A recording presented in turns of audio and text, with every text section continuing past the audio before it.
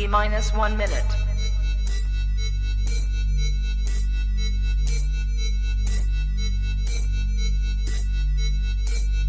T minus 50 seconds.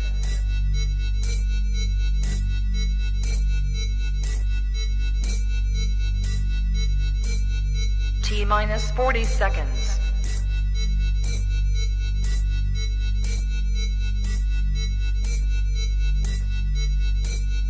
T minus 30 seconds.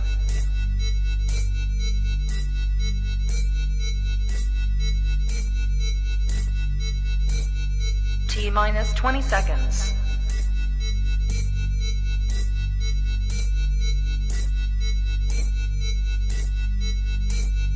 Ten, 9, 8, 7, 6, 5, 4, 3, 2, 1, 0.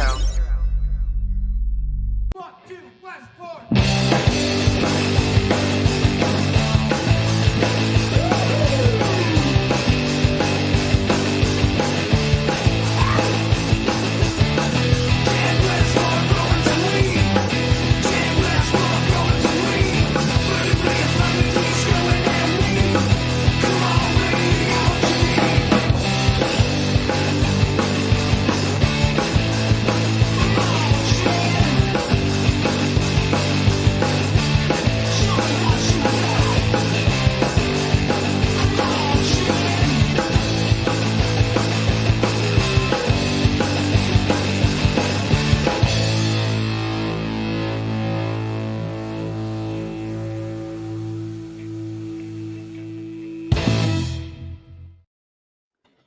What up, everybody? Welcome back. It's another Saturday live session together.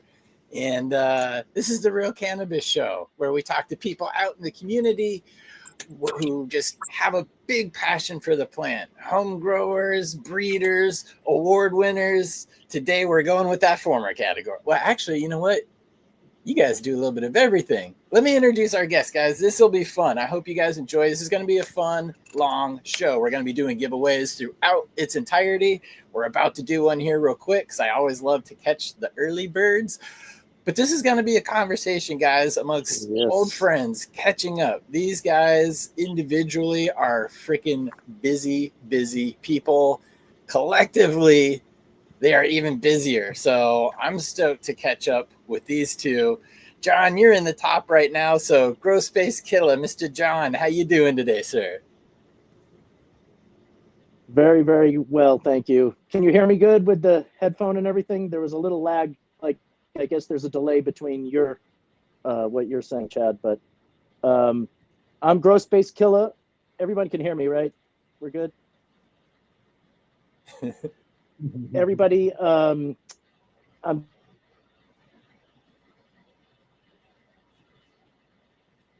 I'm frozen. Froze. It is snowing there. And he's gone. Alex, that brings you to the top. How you doing? Good, good. How's it going, everyone? So it's Good, not man. I am yet. I think John's actually going to get some rain tomorrow. I'm getting hit, or tonight I'm going to get hit with like a foot of snow. So I'm glad my connection isn't choppy right now. Thank you for having me and welcoming me on to chat and hang out with you guys. Yeah, dude, absolutely. My pleasure. Thank you for coming and talking and hanging out today. You've been a busy person as well. And yeah, John mentioned kind of earlier coming in, they were getting the snow. I know Sticky Richie's getting some snow. But hopefully that clears up. For him. I mean, probably a good chance to do the first giveaway here. We'll do the first giveaway because the word to type in for everybody is like my affectionate nickname for you two, because you guys rock. So, all right, everybody, we're gonna early birds catch the worm. So for the early birds in here, if you are in the US and you'd like to play for a pack of the Westport Posse, please go ahead in chat. And again, this is US only. We're going to be doing a bunch of giveaways, but I always like to start it out with something for me, the Westport Posse. If you are USA in the chat, go ahead and type, again, my affectionate name for these two, the Eastie Boys. So go ahead and type that in chat if you want to play for a pack of this. And looks like John's dropped out, so he's probably going to try to come back in again. But maybe that gives us a chance, Alex. Like, I know how we all met, but how did you and John meet? Oh man, let me see. Let me set the scene. So the year was a classy 2019. And we were attending the Worcester the Harvest Cup, which is one of the larger East Coast cannabis conventions and competitions that's been running now, I think, for 9 years. Welcome back, John. Welcome back. Sorry, guys. My mom had to call in at that time right there. She knew something big was going on. The vibration is force. That's awesome. And that's a call you got to take. I don't care what show you're on. Yeah, no. Pause and come on back, guys. Yeah. So I was just saying, John, you noticed, I was saying this is my affectionate name for you too, the Eastie Boys. People in the U.S. right now playing for a pack of the Westport posse. But Alex was getting into the story. Vintage circa 2019, how you guys met in Worcester, Mass. Am I saying that right? I know that's a hard one. I think it's a soft With ah. the H. There's an H at the end. It's a Worcester. loud H at the end. Worcester. Just yeah. Sometimes you gotta it's like Worcester, in the heart of the yard. yeah. Looks like Worcester, but parts of it is. Yeah, so let me see. That was 2019, and John, we'll bounce off of each other here. But I was working with a main company up here, developing an edibles program for them, and I ended up entering a couple of my concoctions into the Harvest Cups competition, different categories. One of them was the syrup, sauces, and tincture category, and the other was CBD edibles. The particular item that won was the article that's featured in Skunk, which is the strawberry jalapeno marmalade. Yeah, that was a really fun one to design. I was able to use fresh jalapenos and fresh strawberries and pick them from apples. So that was a really cool one to be able to work cannabis as medicine into an infusion for something that can be used as a breakfast food, something that you can use for an entree, as an accoutrement for snacks. So it had some versatility and wasn't really candy. Still had some sweetness to some savory as well. John and I met briefly before the ceremony, so we had a chance to chop it up about living soil methodologies and organic cannabis, and it really being standout from what was known on the market. So John started popping his jars, and there was actually a really cool picture of me digging into one of John's jars. I think it was his 818 purple pheno. And in with his jars, he had a folder of test results from MCR Labs in Massachusetts, with several test results that he had sent in, different samples of his cannabis that he had been growing to check the total active cannabinoids and the terpene profiles. And he had both his green, his purple, and what I had not yet gotten familiar with to be one of my favorite strains, the Hollywood, which was the Hollywood Pure Kush to the 88G13 hash plant. 2017, Kevin Jodrey had, I think, a list of top 5 strains to grow, and that one made it on the list. And I think that's what encouraged John to pick it up and grow it. Incredible medicine, earthy OG gas, definitely top shelf medicinal effects for sure. So we were going over those test results prior to the ceremony, and that's when John and I really started talking about soil and soil science with a colleague of mine, Joe. Shout out Joe Gaddis. And all three of us had really been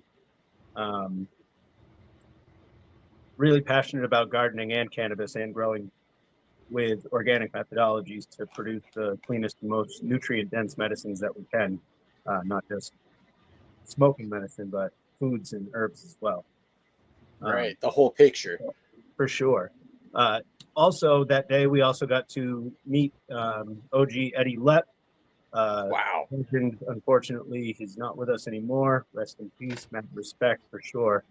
And we got to spend the day hanging out and hearing old stories from him, which was really, really cool. Yeah, he's one of the people who was the cannabis POW. He went to jail for 10 years, I believe. They made an example out of him, unfortunately. I think it was 8 years that he ended up spending. Get him and Wolf, they're both spend at least 8 to a decade, almost a decade in jail for this plan. They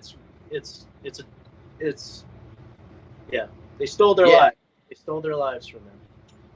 Yeah, we're fortunate enough to talk with him for the Dope History Project before he passed away, but what a fascinating guy and an interesting guy. And his motivations were, like purely medicinal. Sorry to sidetrack here, but that's an important figure, I think, for people to know. If you're not familiar with the story or the history of cannabis, OG Eddie Lepp, he is definitely a guy to look up. He really was a big part of the early California medical system, the communal gardens. He grew for a lot of people that couldn't. He had 6 family members. He had his own demons to battle. It was just an amazing plant for him. So sorry for the sidetrack there, but that, guys, is definitely worth researching if you're not familiar with them. One of those guys that is, already paid for, went to Vietnam, came back. Certainly the biggest push for, I think, him and his wife at the time, who he was treating, they had, I think they were the ones that had the people all write up for the first 215. Like he was like, and he actually had plans to back up what he was charged with. Like he had the numbers in all of those people, but they unfortunately made an example of him. Like he was really not breaking the law to the Proposition 215 or all the people, all the caregiver, like he was a caregiver, but I want to say he was a really good, like the guy that I met, I only met him, 3 days. I got to hang out with him, which was amazing. But like, it really touched my heart to see him really about the plant and, proud of his accomplishments. And he really had the biggest ball on the planet. I think it was, how many tens of thousands of plants did he have? Like right on the highway? Thousands. Yeah. You could see it. Yeah. And 30, whatever. It was like the biggest in history still, I think. Well, maybe not in history now, but in those days, I'll try to look that number up there. But unfortunately, the prosecutors had to make an example of him because he kept getting off on all these things because he had all the verified patients for this medicine. 6. Yep. Let's see. He was convicted for growing 32,524 medical cannabis plants. And again, all of which were legal by state law. He even communicated with local authorities, said, hey, this is where I'm doing it. This is what I'm doing. If you guys have a problem, come talk to me. Right. Never had a problem. But again, so blatant, so big, so within his state rights that the Fed just couldn't handle it and had to get in a bunch. And that was an unfortunate thing because he helped a lot of people. But yeah, so you guys were hanging out, chilling with Mr. Eddie Lepp, OG Eddie Lepp, at this convention. Let me see. So picking up from there, after the award ceremony, I was actually invited to hang out with both him and Brett Skunkmaster Flex from the California Seed Bank to hang out afterwards. So we kicked it smoking hash oil and cannabis, obviously, sharing edibles and joints up in the hotel, hearing more stories and from both, not only Eddie Lepp, but also Brett. which was a very cool experience. But that was, I don't believe John was there for that, so we'll swerve back to the event. John, you want to pick up and add into the Well, that for people who don't know, that's like Eddie Lepp's son-in-law, Brett. I guess what is it? Well, he goes by Skunk Master Flex. So when I was trying to think of a name, because I only got my I only came up with my name.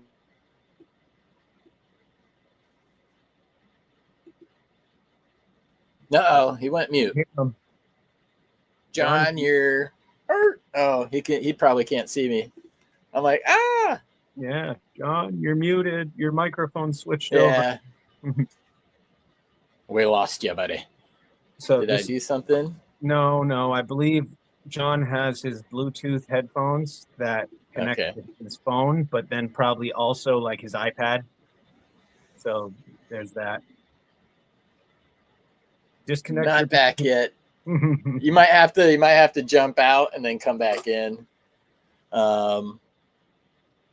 Yeah.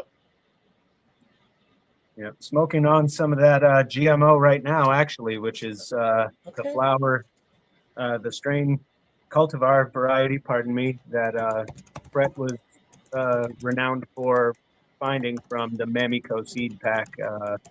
Chem cookies? Garlic cookies. Pardon me. So Chem cookies was the strain. GMO came from it.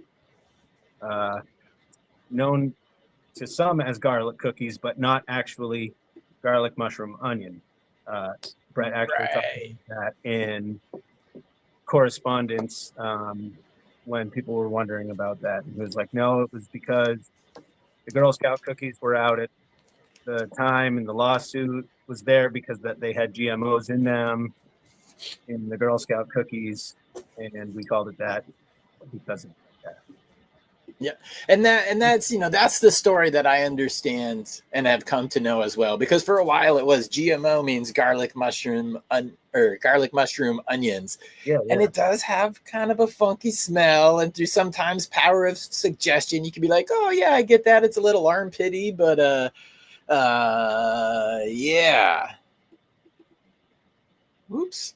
I never focus. So thank you for kind of sharing that story, because that hopefully will clarify it for a lot of people, because again, GMO is a very popular strain cultivar. We can talk about, I'm going to write this one down. We'll talk strain cultivar here, because at least I'm glad we're saying cannabis and not marijuana anymore. But one of these days we'll ditch a few of these terms we talk about. But yeah, so yeah, thank you for clarifying that. John, are you with us? Can we hear you? Not yet. No, we can't hear you. I put it in private chat. Maybe you need to leave and come back in. I wonder if he can hear us. 2 thumbs up if you can hear us. Okay, you can hear us. That was one. You probably have to leave and come back. That's okay, man. We're giving away beans. All right, Eastie Boys for the pack of the Westport posse in the US. We're gonna go ahead and do this. Let's see here. All right, good luck, 162 of you. If you are the winner, just reach out to me on Instagram. Contact information for both of these guys are also down in the show notes. So, Baker's Bees sneaking it out from Big Time Buds. Congratulations, Baker Bees. Thanks for watching and participating today. You will score the pack of the Westport posse, and I will get these mailed out to you shortly. And again, this is going to be a fun, long show because we're just catching up. So we got some more giveaways. We've got the 3-seed pack from AZ Green Desert, which includes Freak Show. So I know everybody's trying to get some of that. We got that. I've got another seed giveaway from Some Bitch Seeds. Also comes with the Dominion Seed Company, Duke Diamond, this awesome little jeweler's loop, which is like your best friend in the garden that I can never get open because I never do it on the right side. There we go. See? It's a cool little jeweler's loop, magnifying glass, 30 times, 80 times, 90 times. It's got an LED light so you can see what you're looking at. Also has a UV light, which is great for inspecting insect poop. for lack of a better term. So we're going to be doing that, and something special too. If we break the 400 mark, I'll be doing a $50 AC Infinity gift card. That'll be going out to you guys. And heck, if we break the 500 mark, I'll do another $50 gift certificate from AC Infinity. So those are kind of some of the giveaways we got planned today, but we got a good conversation planned. And let's keep it rolling. Are you back with us, John? I think so. Can you hear me now? Yeah, I heard that exhale. I figured I can be GrowSpaceKilla if he can be Skunk Master Flex, and I've only had IG now going on 4 years. Like, it's gonna be 4 years in November, so it's not even 4 years. Oh, he's on fast and I've been like a ghost, so it was kind of like ghost. I don't know, GrowSpace, yeah. So I just switched my Instagram account from like some cooking pictures that I had that was inactive for a few years over to Green Love Chef at that time. And another colleague of ours that was there, John, you remember Joe Mackey, of course, super dope. And, you know, he was a mentor to me for sure. Is he in there? Oh. I just said DP is saying hello, though. Big shout out to DP. Big Papa. Woo woo. Hell yeah. Sorry. The juice is loose. Yeah, so yeah, sorry to interrupt here, but DP, I'm looking firmly at you because you smoked more of the award-winning Hachimaki grape juice from GrowSpaceKilla than you know, the guy who maybe gave him one of the cuts that kind of helps make it. I'm just saying, you may have had more than I've had, but you know what, you know, why I don't even know why I mentioned it. Oh, we'll go on, not bitter. So what is that, John? Oh my gosh. This is the Westport grape juice. That's the newest rendition. Wow. It's setting up. It's starting to nucleate now. Not even nucleated yet. Still fresh This is the press. 90. But look at this. This is the 45, bro, and it's still stellar. Are you freaking kidding me? John's jars of what's the 45 separation micron, most hash makers would call their food grade rosin. Well, And this is technically 72 through 45, so there is some bigger, you know, glands within that. True. But even so, that's like, even so, dude, your 45 jars are always like white. Smoking quality. Shout out Sticky Richie. I see you there. Beautiful. oh, yo, Even the hue to it, like you might have seen him on FCP just recently. Him and Maya did a great presentation on Homestead. He's got a jar of dabs and he's got a jar of Sticky Richie's honey on him. Oh, this is dabs. No. Oh, geez. Hey, I'm sure you could fool somebody at least once with it. Got to clean your rig out though later. But it's great to be here. We've been going hard, doing all kinds of stuff in the family. Everybody that's tuning in and shouting, you know, it's just a mutual love and respect for all of these people out here making really, really good medicine here in the East Coast. We like, yeah. Whoop. That's rad. And DP said you brought some infused coffee, which is another thing. I'm just like, dang, because Chef, I've had gummies from you, which were amazing. I've had the lollipops from you, which were freaking awesome and got me through some international flights. Thank you. I may request some more for some more flights this year. But you noted they travel well. They do. Never got a question. So yeah, they were my friend. I appreciate that a lot. Well, I'm glad you got to meet my man. Yeah, I guess before I go into 1,000,001 directions, just because I'm excited that we're talking, and again, we have all the time in the world. We'll finish the story of how you meet, John. You were kind of, I interrupted you there. Yeah, so like Alex was working at this company, you know, and like this was like that day I got to take home a beautiful jar of this, which he was talking about. This is his recipe right here. Okay. And that's in Skunk Magazine, right? Yeah, and I'm in the Skunk with Mila on the cover with my strain review, and then you're in Skunk Magazine, the previous issue, with the grape juice.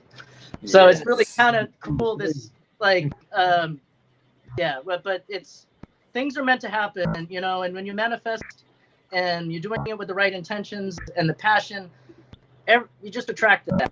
That's what we're attracting. So we're attracting the good people and the real shaman, the real healers, the real people who really care about the highest quality, cleanest produced, healthiest medicine possible. So, So, and that's John, what you we're, you remember, know, educate, elevate, and it's all about, like I have it here, patient, planet.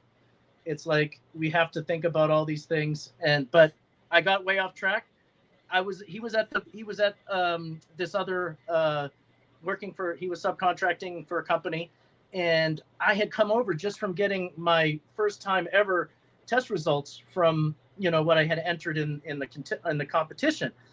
And I was like, wow, 28, 29, that was total active cannabinoids. And I was like, I knew it was good, but I didn't think it was like at that, you know. And so when I brought those over, and that was the first time meeting Alex, and then we got to hang out with Eddie Lepp after, and the whole weekend, it was like a 3-day event. But those guys were like, wow. And then they showed it to his boss, who was actually a friend of mine not. and it's like nobody was seeing numbers acquaintance, like right? that. And then he looked at it and he was like, cannabis. like, what? Like, who is the, you know, like nothing. Right, who's this nothing dude? that they had there even brought those numbers. But we'll just say it's not about the numbers, right? We know the best organoleptics are probably in that 18 to 20 range. I mean, that's what they're doing at the Cultivating Classics in Oregon. They're that's what I consider the real litmus test of how enjoyable or how good your medicine is, because it's not just.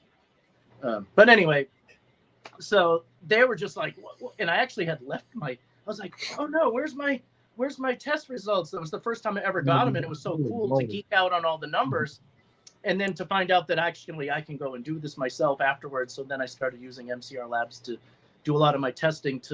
I was able to see different runs and different things and aged material as opposed to, and so it gave me a lot of insight. And remember, I sent you a segue to why I like the grape juice so much, and it was meant to be, because it's very similar to my green pheno. I mean, it's not the same chemotype, but it has the same array of terpenes, just a very slight difference, but pretty much in the same order of percentages. So it's just like boom, boom, boom, pinene, limonene, whatever, like all the same things that are in it. So it's like, I was telling Alex, like, wow, this is weird. I think I like the grape juice, but like I like my green pheno of the A18. Then I like my purple pheno. But then I was like, I think I like the grape juice better than my purple pheno.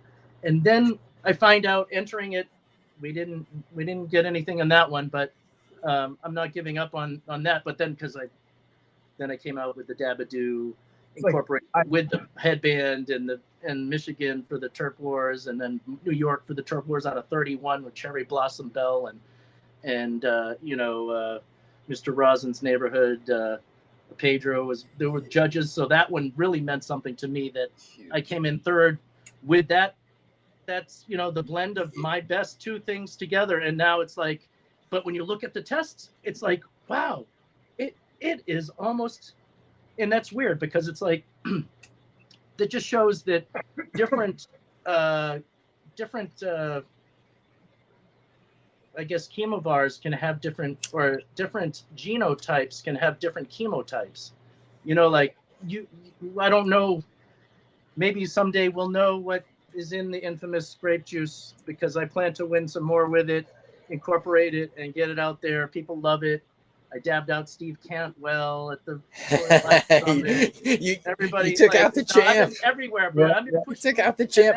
That was one thing that actually really kind of shocked me and surprised me, is when you sent you sent me the analytics of the Westport grape juice, which again, this is John is working with the actual Westport grape juice, my cut, not the Westport posse.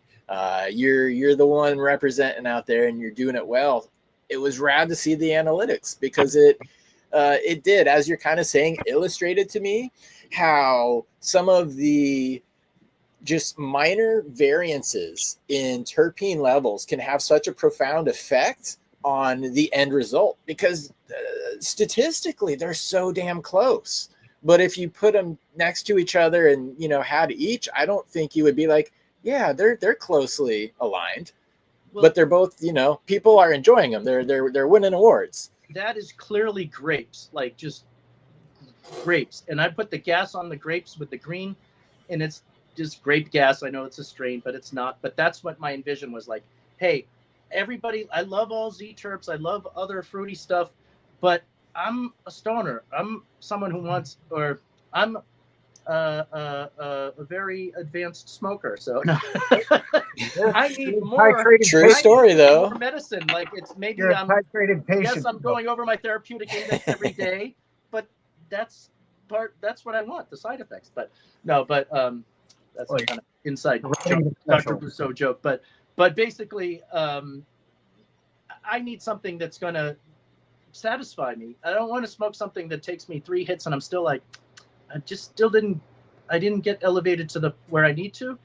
And that's being spoiled as well. If we're, smoking's really, and almost that's almost the blessing and the curse of getting to smoke it in such a pure form, is because all of a sudden you're smoking beautiful, dank, like really fire flower, and you're like, it's not getting me high. You take a tolerance break from the rosin, you know what I mean, or the hash, because it's like, but I know I went off on all many tangents there, but I'm so stoked to have this, and I'm definitely going to be representing it, and people know what it is now, and now they're like, Chad Westport, who?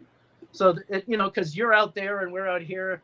I've definitely been politicking, and people love it. But that grape gas, like I needed to bring the gas to it to give it the strength, like so that I can be like, oh, I just did a hit and I'm good. I don't need another 2 hits. Yeah. And I got enough fruit from it and I got the effect.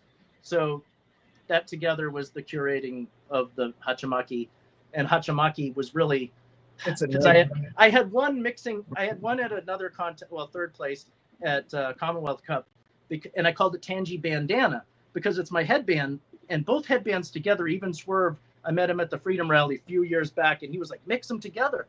So it was actually my first award from, was flower rosin, was Dabadoo 21 in Amsterdam.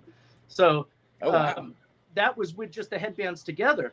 So I already knew that was, but yours is more like a 60-40 blend, but the 40% is like 50-50, the 2 different phenos of the headband. So it's really all my best medicine in one, but with a fruit forward, I tried to curate this fruit forward, but with that gas that just gives you the effect that, that desired effect. So it's definitely a winner. But the Hachimaki is like a ceremonial headband, samurai. It symbolizes all the 7 virtues of the samurai, honesty and justice, and so it was kind of like, let's not just call it purple grape juice headband or whatever. Right. Let's make something with it. And you also had the Nakatomi Plaza, so I was like, shout out to the Woo University. I mean, that's another reason why I love you, and I mean both of you guys really, is because you guys obviously have the passion for it, and in my opinion, there's lots of forms of passion, but you're very passionate about the plant and the patient, which to me are the most 2 important things to have that passion for. But you also both go the step beyond, and I mean, I want to dive into that, here in a second. With some of the ingredients and some of the steps you do, Chef, and some of the things that you're doing in your soil, John. But I'm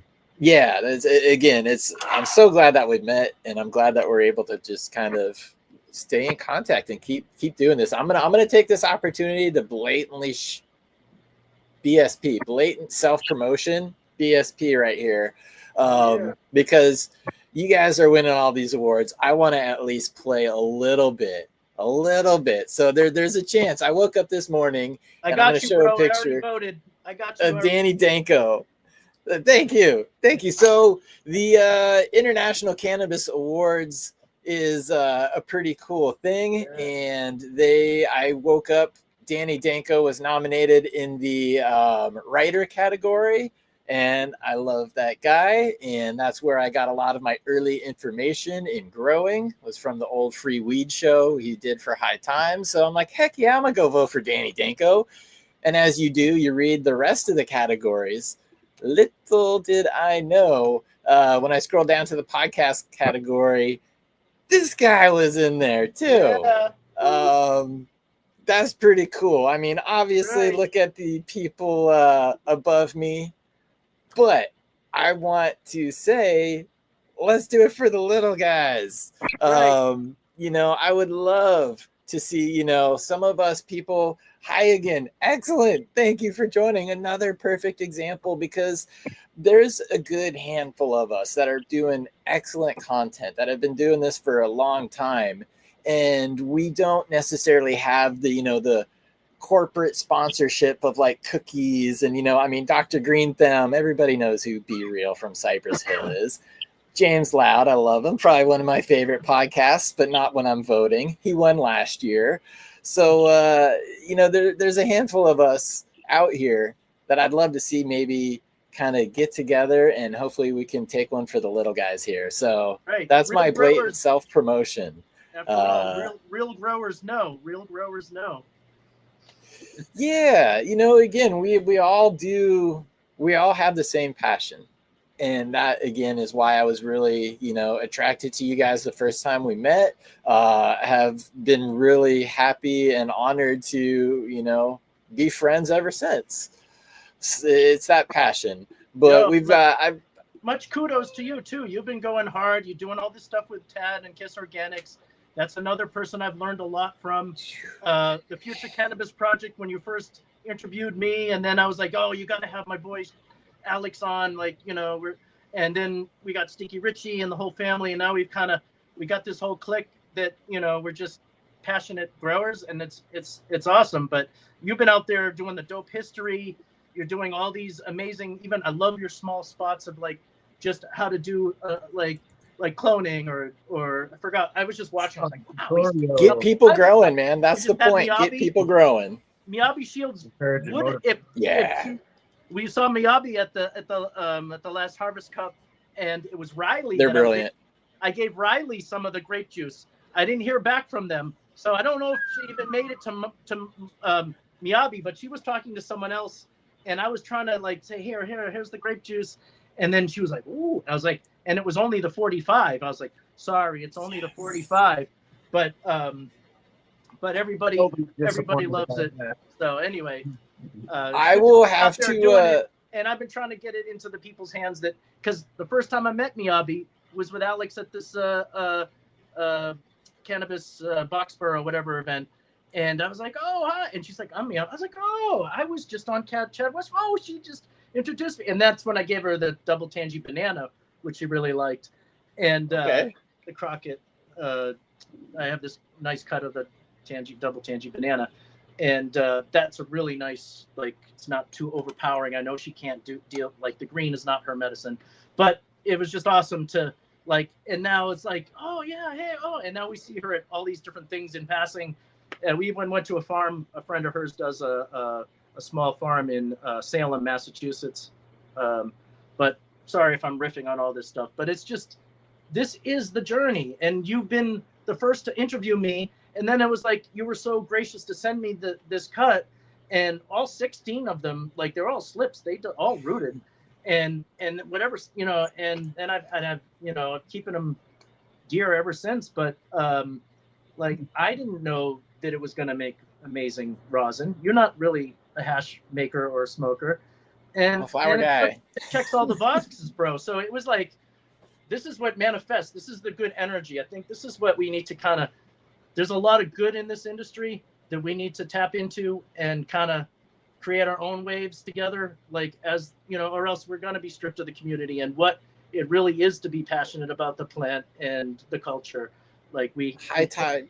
So I'm sorry but it means so much to me, because now it's like, who the fuck am I? I'm GrowSpaceKilla. People know me now. Like, what? I used to be the guy, you know, just like binging all Kiss Organics, all Build a Soil, all FCP. Thank you, Peter and Dogga. Yeah, you know, big shout out to Peter. Huge shout out, Future Cannabis Project. Content. This is like shit that is making us better growers. We're elevating. We're pushing the bar now. We are elevating the craft together. That's the rest of my sermons. I'll get off the soapbox now, but it's just so it tickles me, and it makes me feel so amazing to have all these friends and people that actually care about each other. And we've built a family, and Alex is like my brother. I mean, family is a good way to put it. I'll figure out how to pin this in a second. But again, it is we're I'm done. I'm letting you guys talk raising now. awareness, and we're bringing other people with us because we are all one. In my eyes, we're all just lovers of the plant, and a lot of us need this plant medicinally. Like it's a part of our life. Like no ifs, ands, or buts about it. It's an important part of our life, and I know it will be for others. You guys are really helping give people the right way to grow it, the right way to do it, the right methods to consume it. So I appreciate that. But I want to go back now because I BSP'd, blatant self-promotion myself. I wanted to share this one, and maybe Alex, nice. Maybe Alex will give us a story of this photo. You guys are both holding cups here, so let me turn this one over to Alex here, and maybe you can talk about it. Because let me actually, I'm sorry, I'm gonna go to that photo real quick as one more long time as Alex can get in the part where I was telling Danny Danko we have to wait for the picture to get my second award. Yep. So you got Alex over here. He's got an award in his hand. Mr. Danko in the center there. You got John here double fisting it. So what was this day about, Alex? So that day, first, let me just give a shout out to that fourth homie in the picture. That is our main man, Elite Nursery out of Massachusetts. Gene. Tim's in there too. He's the real, is he? Is Tim in there? And Doobie. Oh yeah, Tim and Doobie. Sorry, my screen zoomed out. Wow, that's a loaded picture right there. Then I thought it was just us four for a minute. I couldn't see in the background. Sorry. So then there's the real Uncle Doobie off to the side where John was, and then Tim up top, who is Love Light Medicinals, group of real ones right there. Shout out to all those guys. So that day, I believe, was 2023 Boston weekend. Was that the first time you guys met Danko? No, we've run into Danny a few times at a few different occasions. So he'd been familiar with our faces, and John and I are a friendly and jolly selves. So we've had a chance to smoke with Danny a couple of times, which is really cool. Shout out to Danny, much love and respect. And he was doing some coverage, I think, with the Leaf and promoting his book at the time that had been a recent drop, How to Grow Bud Yourself, or a beginner's grow guide, I believe. So he was set up really close by, and we were actually chopping it up with him right before they called. So we were standing there with him. Yes. Beautiful artwork on the cover, filled with awesome info. Does it say to my best bud? Does it say to my best bud in there? Looks like there's a nice little personalized note to Chad. No, it only says your bud. I'm not his best bud. I'm your bud. Oh, I have to open. Mine's over there. Sorry, bro. And let me see. So that day was both John and I placed. Actually, John placed twice that day, and what I placed with was the organic mango and Italian lemon fruit leather. Oh, Jesus. See, that's exotic right there. I made brownies. What'd you make? So there's always a lot of nice intention and thoughts put into what I try to create when I try to showcase my work and products at these events. Not to say that there's not a lot of other hard work folks who are doing the same thing. There's a lot of fire in there. So that was what I had put in, and I believe John had. I don't know if he had any rosin in that time, but what he had placed with was, I believe, both of his headband phenos, his green and his purple. He had not yet received the grape juice into the stable at that point. Am I right about that, John? Was that Sure. the 23 Boston Mecan? Yep. So they called, I believe, edibles first. We saw Uncle Doobie in the crowd, and he waved me over or whatever as they were calling me. So I like made my way up to the front, and on the way back stopped where Danny was and was celebrating with everybody. It was such a great feeling. Both Eugene and Tim had came up prior to that photo being taken, and at that point they were about to call John's categories, and John was, he was, I had just come back from getting the award, and then I was standing with you and him, and he's like, "You guys are always winning." that was the second Blah blah one. blah. Let's get a picture, and then I don't mean it. Danny Danko's like, you guys are always winning. Let me take a picture with you. And I was like, no, bro, That's rad, right? I gotta go get my other award. I still got my other award coming up. Like, and he was like, you're right, dude. I'm sorry. You were right, bro. You were right. Because I was just talking to him before that about, he was telling me, don't get your hopes up because you can't win every time and this and that. And I just told him the story about the Freedom Rally, which we can't, because Alex won first place at that competition. He is no longer able to compete at the level against everybody. Now he has to be in the home grower category, which honestly, that's kind of the first three, because it's really the growers and the home growers and the passionate people that are going to have the best stuff. But when he won against any and all that entered, from the standpoint of MSOs or bigger corporations. So he's been doing that, and now they've taken our ability away to compete against them because they don't want us doing that. There's been a lot of other stuff, but it was just it's just another story about manifesting, because it was almost that same day at the Freedom Rally where I got 2 first places, and I came off, and I was telling and it was just like, and I was just telling Danny this story, like, well, and he's like, oh, you can't get your hopes up. And I'm like, yeah, bro, like, you got to manifest. You can't. If you don't think you're gonna win, you're not gonna win. Like, you gotta want it. Context though, it was after I had just come back from mine. You were talking to him prior to them calling you for your first trophy, and then you came back and we celebrated again because we had already celebrated my trophy. Then we celebrated your trophy, and then you picked up where you left off talking to Danny. Yeah, I'm sorry. I'm just so excited. It brings back this amazing energy that we were like clink, and we're like, but it's been like that. And everybody's like, now we got like recordings of us winning at competitions, and they're like, they're winning again. So it's like, it feels good. But now there's a lot of competitions we can't compete in, or we have to compete at a different capacity as a home grower caregiver. You can't, the commercial cannabis, and I think we all know this, can't compete with craft level cannabis, just because, again, we talked about scale. You can't physically do it the same at scale as I can or you can with, a few lights or, 10 lights, a hoop house, something, again, craft scale. And that really stands out.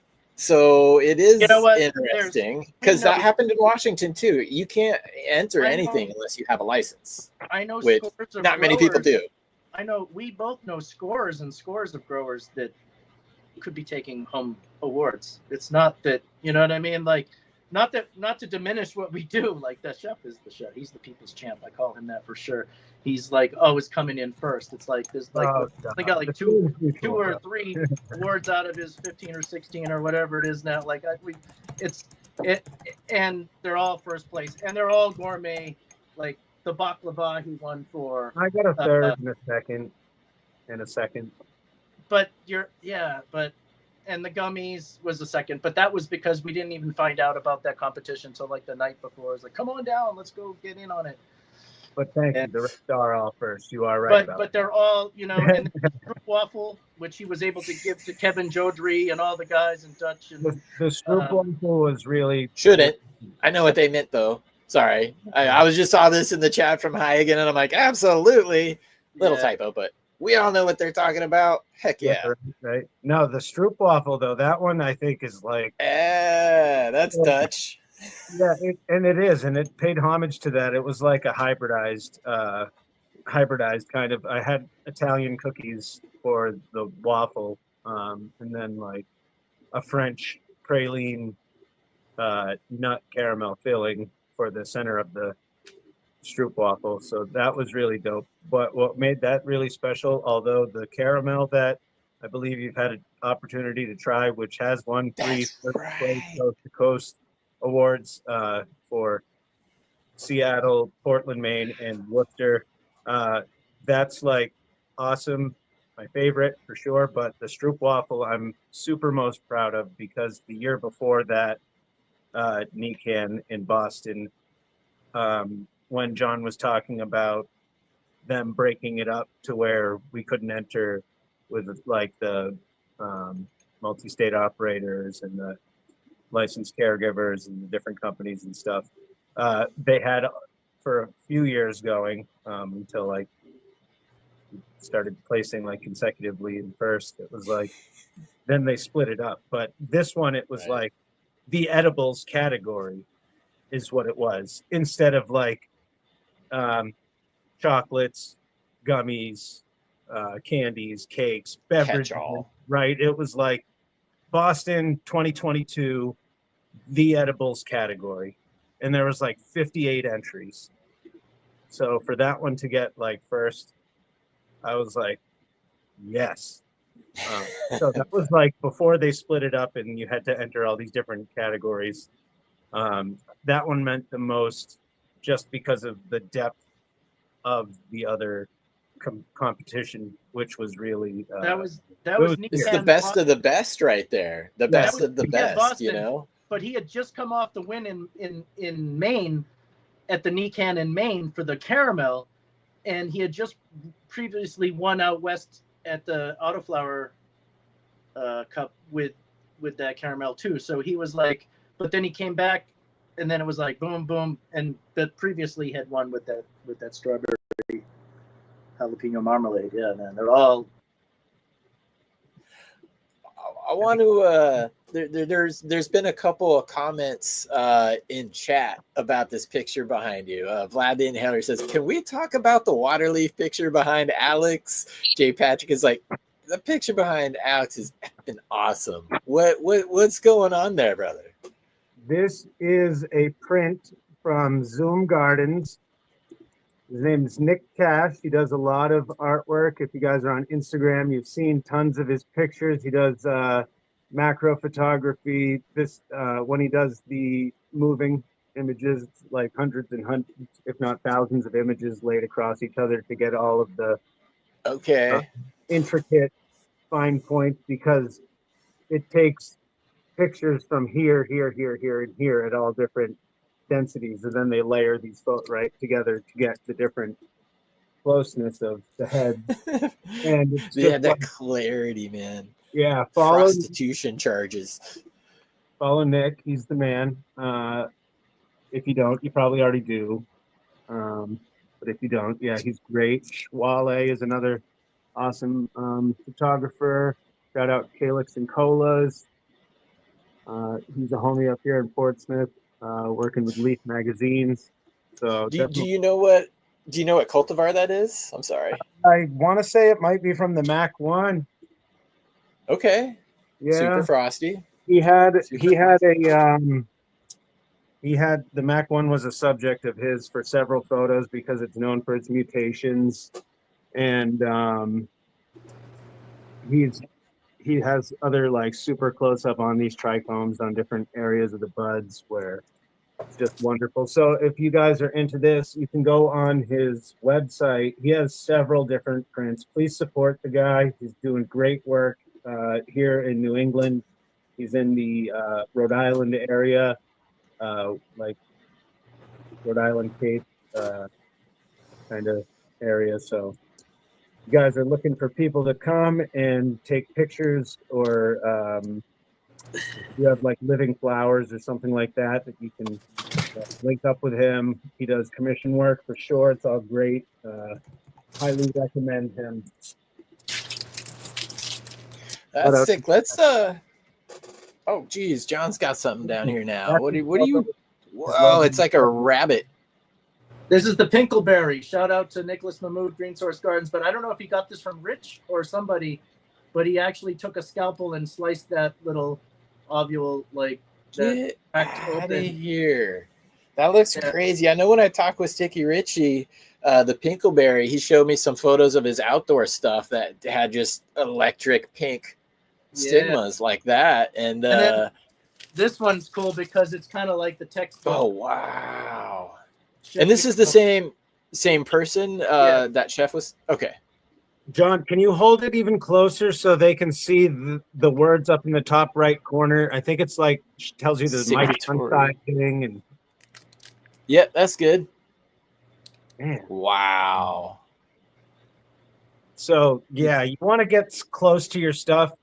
He, he'll tell you about some contaminant that he's seen. Yeah, right. I mean, don't you hate that though? Like you have the most gorgeous nug, and being a person with long hair, occasionally I got to remove one from the plants, how it happens. But then you like spend all the time taking like the gorgeous photos and like stacking it like that and layering, and you put it together and you look and there's just like this one little hair just sticking out. You're like, no, you like ruined my whole photo.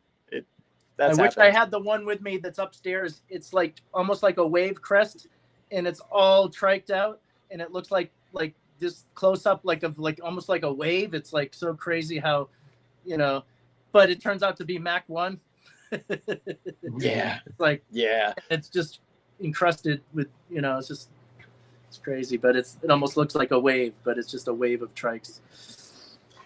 I want to do real quick before we keep going. I want to do another giveaway here. So we're already an hour into the show, and who knows how long we're going. So I brought a whole bunch of things to give away with me today. Again, so this is giveaway number 2. AZ Green Desert. He has been supporting and giving seeds away on the show for a while now.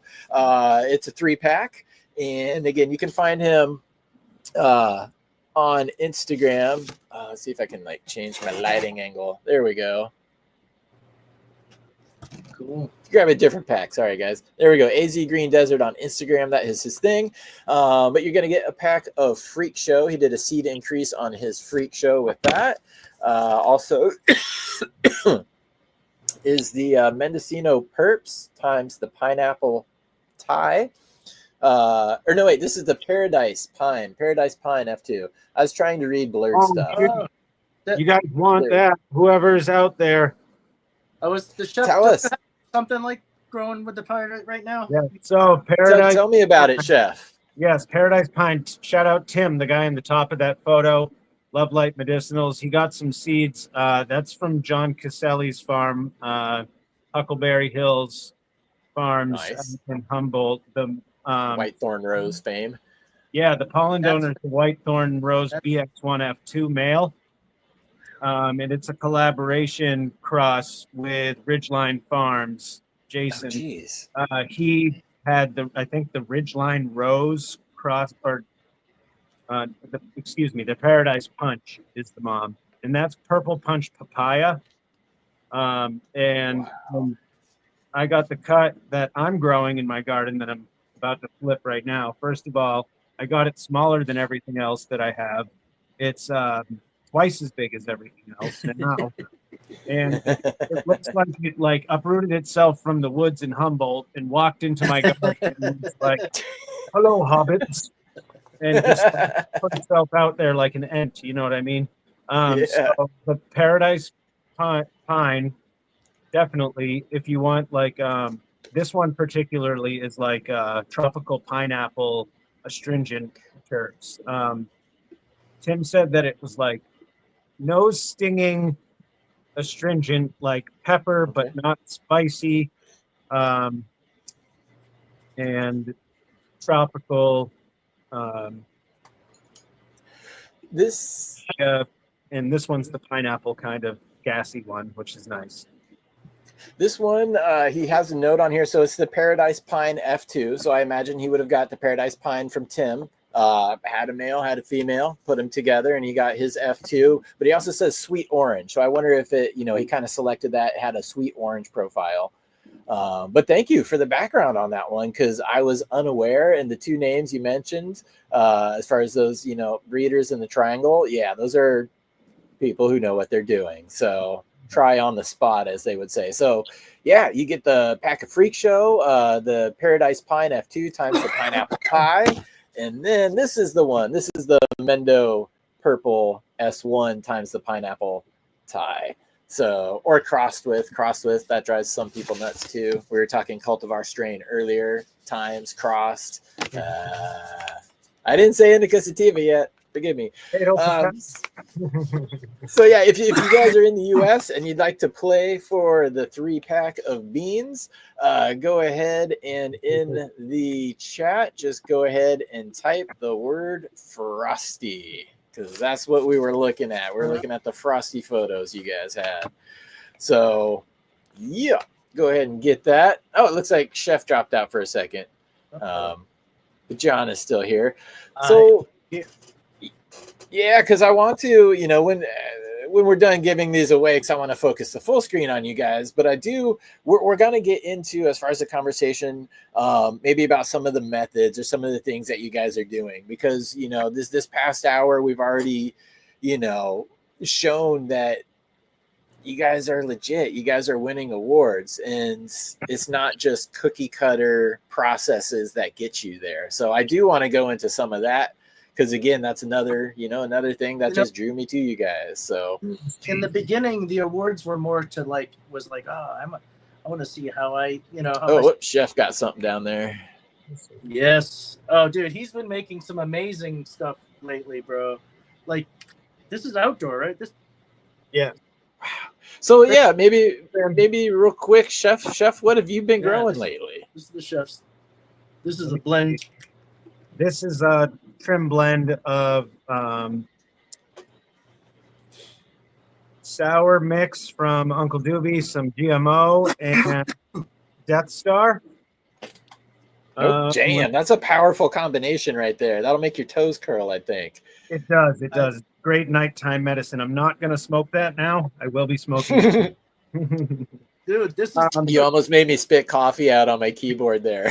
I'm like, I'm not going to smoke that right now. I'm almost done Not with right this. now, but in a little bit. Let me see. What else am I? That was from the greenhouse that I am putting back together for this coming season. And that was wonderful medicine. 2 cultivars from Richie. Shout outs to Rich. I believe it was the lime Lunicorn, the green pheno. There was a purple and a green. That was the gassier OG one. And then also a Soto Fountain, which is the Soto project cross to his, let me see, what was it? I think it was the Gush Mints cross that he did, which that's what we pressed out in flour when John brought a press over to Rich's. And we were doing some test squishes and giving Rich a rundown with the press. That one we found out was a great producer for rosin. So that actually translated well with his Soto Fountain. Made great rosin. I want to try that jelly. Growing that. That also went with the Kush Mints for a blend that John is smoking on or finishing. Enjoying. Yes, enjoying. I have another blend that was the Doc 17 from Rebel Grown mixed with the Mac 1 mixed with the Blood Orange Tangy blend. So it was like gassy gas with a little cream and then some citrus terpenoline from the Blood Orange Tangy, which was nice. Dude, remember go ahead, John.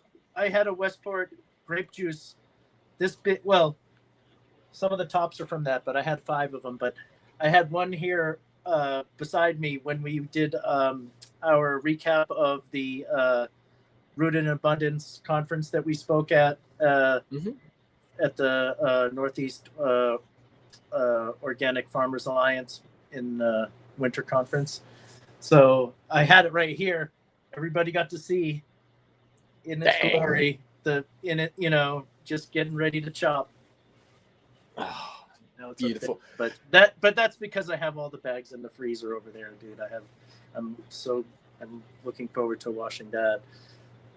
The chef's been doing some great work for sure. That the effect and everything on that blend was phenomenal. Yeah. Thank you, man. Like what? That's the sun. So, oh, go ahead, Jeff. I was just going to say that's the sun doing its work.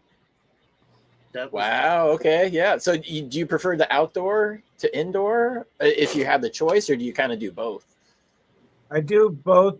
Little of like I guess all three. If you count the greenhouse, I count the greenhouse as its own environment, so it's more like Yep. indoor in Yep. some cases than it is outdoor.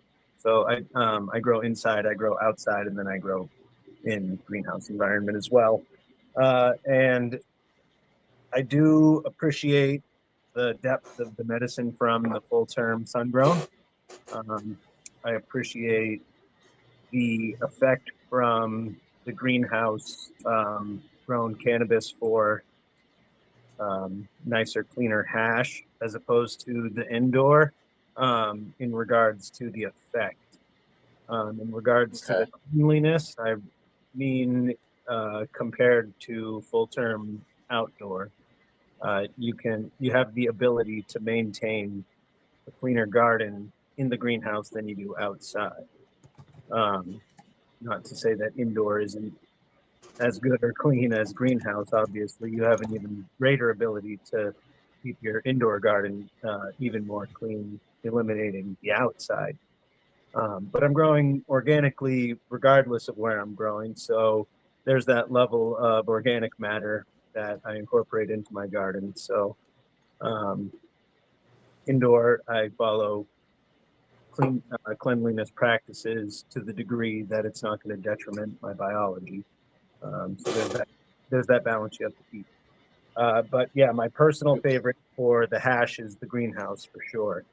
The flower, if treated and cared for properly, the full term sun grown, and the indoor supplements, my personal medicinal needs for the off season. Fair enough. Do you guys, because again, being in Washington where I'm at, I don't grow outdoors. I wish I had the ability, life goals one day, but I don't. So when it comes to, like trichomes and maybe the heads, what you guys are kind of after, is there a general feeling that outdoor are they larger outdoors? Is there something maybe different? I've heard THCV is typically higher in outdoor grown cannabis. But is there anything to that? Like even just the size of the heads? Because I know outdoor seeds are always like freaking massive compared to like my indoor seeds. I think there is something to that. I think obviously that's going to be cultivar dependent too. Because each cultivar head, act accordingly. Not all heads are going to be washers. You can't necessarily put one that's not really a washer inside, outside, and have more bulbous or voluptuous heads and filled, more metabolites, if you will, secondary metabolites, and have it be a better wash, I guess. And if I'm wrong, please somebody chime in and correct me. But I definitely think cultivar dependent on that for sure. Yeah, and that's actually probably really the true answer is cultivar dependent. But I mean, just from your experience too, with some of the things that you're working with, because we're all, gonna have different experiences sometimes with the main strains. But you both are excellent growers. You both are making excellent hash too, and that's a world where I'm a little bit more ignorant when it comes to the hash making. So it's fun sometimes having some of those new questions. I just want to say too, again, real quick before I'm going to run this giveaway here. And we're going to do some more throughout the show, but I wanted to blatantly promote one more time while we got people in here. And I'm just excited, honestly, because I figure out how to pin the link at the top of the page. Yeah. There we go. I figured out how to pin the link for this at the top of the page. So this is the International Cannabis Awards 2025. You can vote here. I woke up this morning. I went to vote for Danny Danko, and I found myself on one of these lists. So it's got nutrient category, you know, vape hardware, lighting, portable vapes, online seeds. They papers. don't allow you to do two. You can't vote for two of the people, even when there's a lot on the field to choose. Wow. So you have to narrow down. Cultivation category. Who thinks I'm voting for this one right here? Is it You're Athena? sick. Yeah, it's cookies. Yeah. You're sick in the head. You're sick in the head. But I'm just scrolling down to the bottom. You know, I sit in the corner. But second to last category is the best podcast. Look at that guy There it right is. there. What There the it is. hell? The Chad Done. Westport. Yes. So Hey, bro, I already got that. yes, bro. Got my vote. I already if you did guys want to help a brother out and just like show the be reals of the world that this little cannabis community can really freaking make a difference, that. let's take out all those corporately sponsored folks and go and vote. So the link's up at the top if you guys want to vote.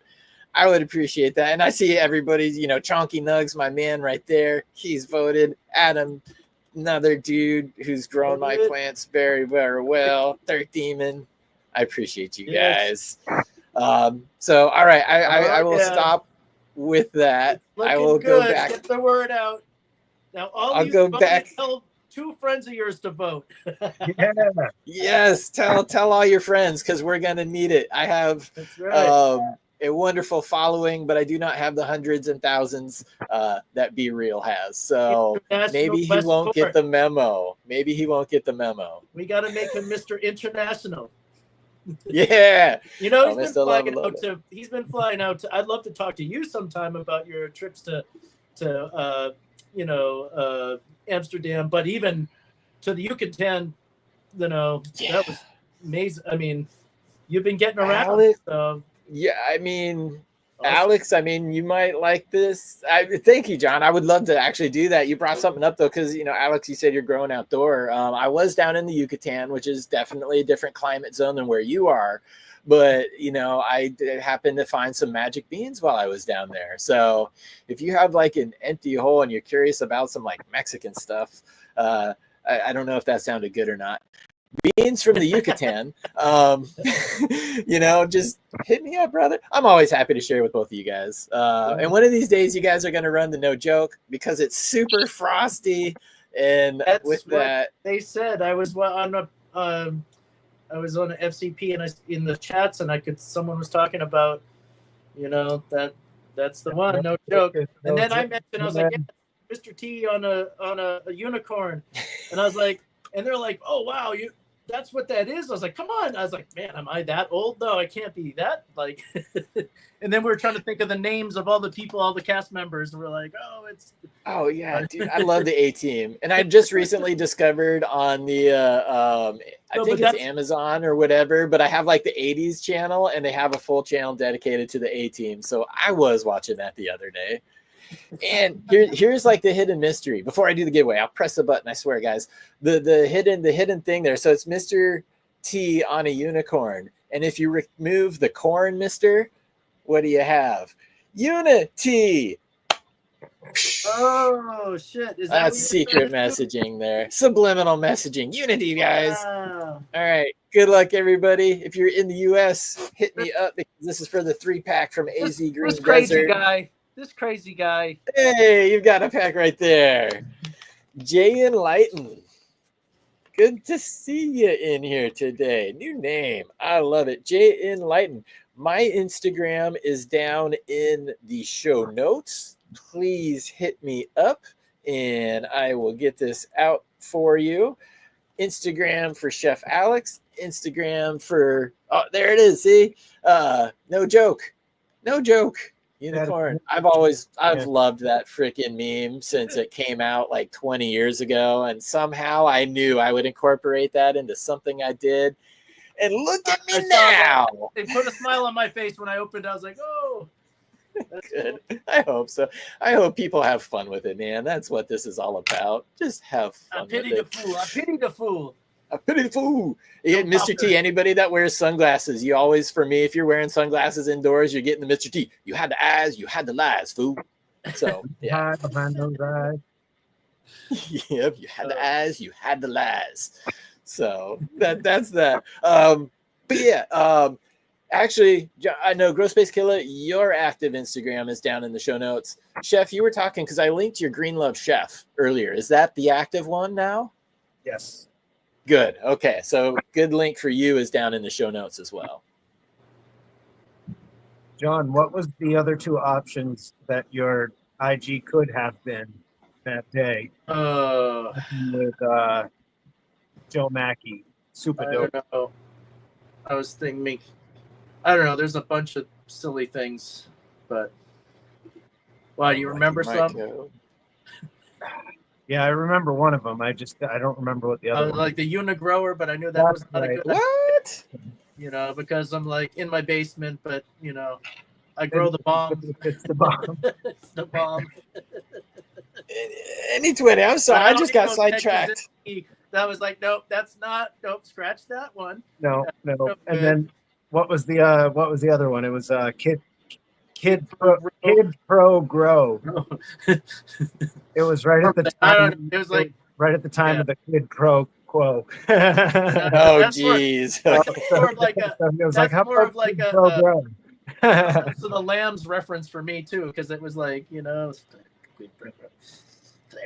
That's I want to. Well, geez, we go from Mr. T from the A Team to Silence of the Lambs. I want to derail that one here. NA20. No way. Good to see you. First of all, he says no joke was butt of the day on the Pot Lawyer Show. Is that the cannabis legalization news with Tom and Miggy every Sunday afternoon at 1 p.m. Pacific Standard Time? If it is, let me know in the chat because that would be freaking rad. I missed that episode, but I love those guys. They're pretty cool. NA20, yes. All right. Well, I'm going to have to go back and watch it. I typically watch the James Loud show, which you shouldn't vote for in the poll. You should vote for the Chad Westport show because James won last year. Okay. He's already got the trophy, man. But I usually listen to that show and then do some things, and I'll have the cannabis legalization news on in the background. So sometimes I don't catch the visuals of it. So that's awesome. Thanks for letting me know. I appreciate that. I did not know that. I will go and look. If you know what week it is, maybe send me a DM. Maybe. I don't know. All right, guys. This isn't the Chad Westport show. Yeah, it is, dude. I want to talk to you guys. I want to talk to you, bro. We need your rock star status, you know, to propel, you know, this movement. If Cheddar Bob is still watching, this is for you, bro. Oh, hey, this is bro. for you right here. Maniacs. That's for Cheddar guys. Bob. I think he's Much here. respect. I actually wanted to talk to him about Thank using you. the Solar Cure bulb. I saw someone asking him if he was using them, and if he is, you know, I definitely compare notes because I'm a believer. But he's a great grower, and I saw his beds, and they hooked it up. Him and Lobster and Corey, those guys are all fucking amazing growers for sure. Oh, man. But Well, let's talk about that because that was something again. DP, I saw DP post up some photos and some pictures of like all of the the FCP, the Future Cannabis family, just kind of hanging out together and sharing stuff. So, what was that like? How did that come about? Was that just like, hey guys, we should all get together, or was this like an event? Like what was that about? Because again, I was jelly. It's the accumulation, I would say. And Rich hosted, and it was more about the vibe than any, like, it was an event of a gathering, like a grateful gratitude sesh. There was tons of jars, but it wasn't a competition, and that's not what it was about. It was nice. Not about like what the best jar was. It was more about like finding the development of what we were looking for and what group of jars is the most desirable out of the larger group for selection purposes. Okay. For our area, That helps. Right? So a majority of it was sun-grown outdoor terps from the other farmers. I brought some indoor stuff and some sun-grown hash, some of the stuff that John was smoking, some of the resin from my greenhouse, but it was more about the jars and the plants that are holding up to our weather, and seeing what there is to work with the painter's palette, so to speak. So much respect to Rich for hosting. Shout out to Rebel Grown And they Owen helped coin that January. Gardens. January. I like that. John, That's the yeah. I kind of came up with that a little bit because we were like trying to with it. throw dad jokes out there. I think Owen mentioned like Jar Wars or something. Jarmageddon. Yeah. I'm gonna add that because I coined the No Cure November, because everybody always talks about Croptober, and when it comes to the commercial market, I'm like, oh, must be No Cure November because it's on the shelf already.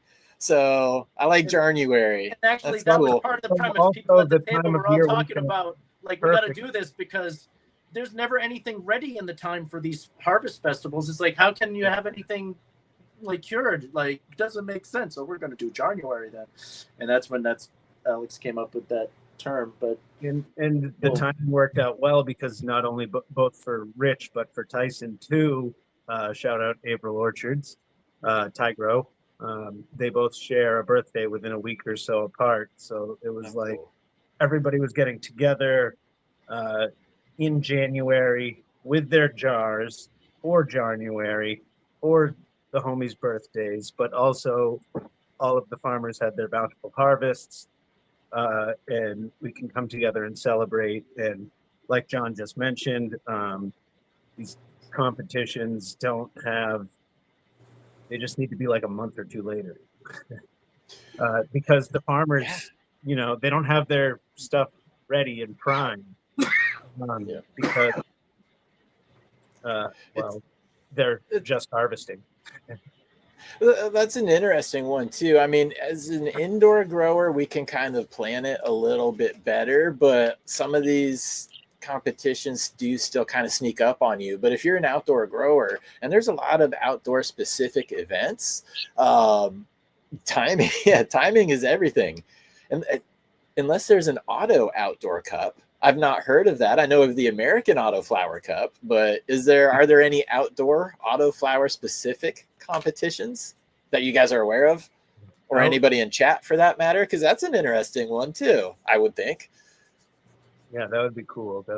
And I think there should be hemp involved because a lot of there's auto flowering varieties that are hemp. But yeah, that would be a nifty thing to get stewing on. I haven't heard of that other than the original Auto Flower Cup from a couple of years back, and then the American Auto Flower Cup that they do now.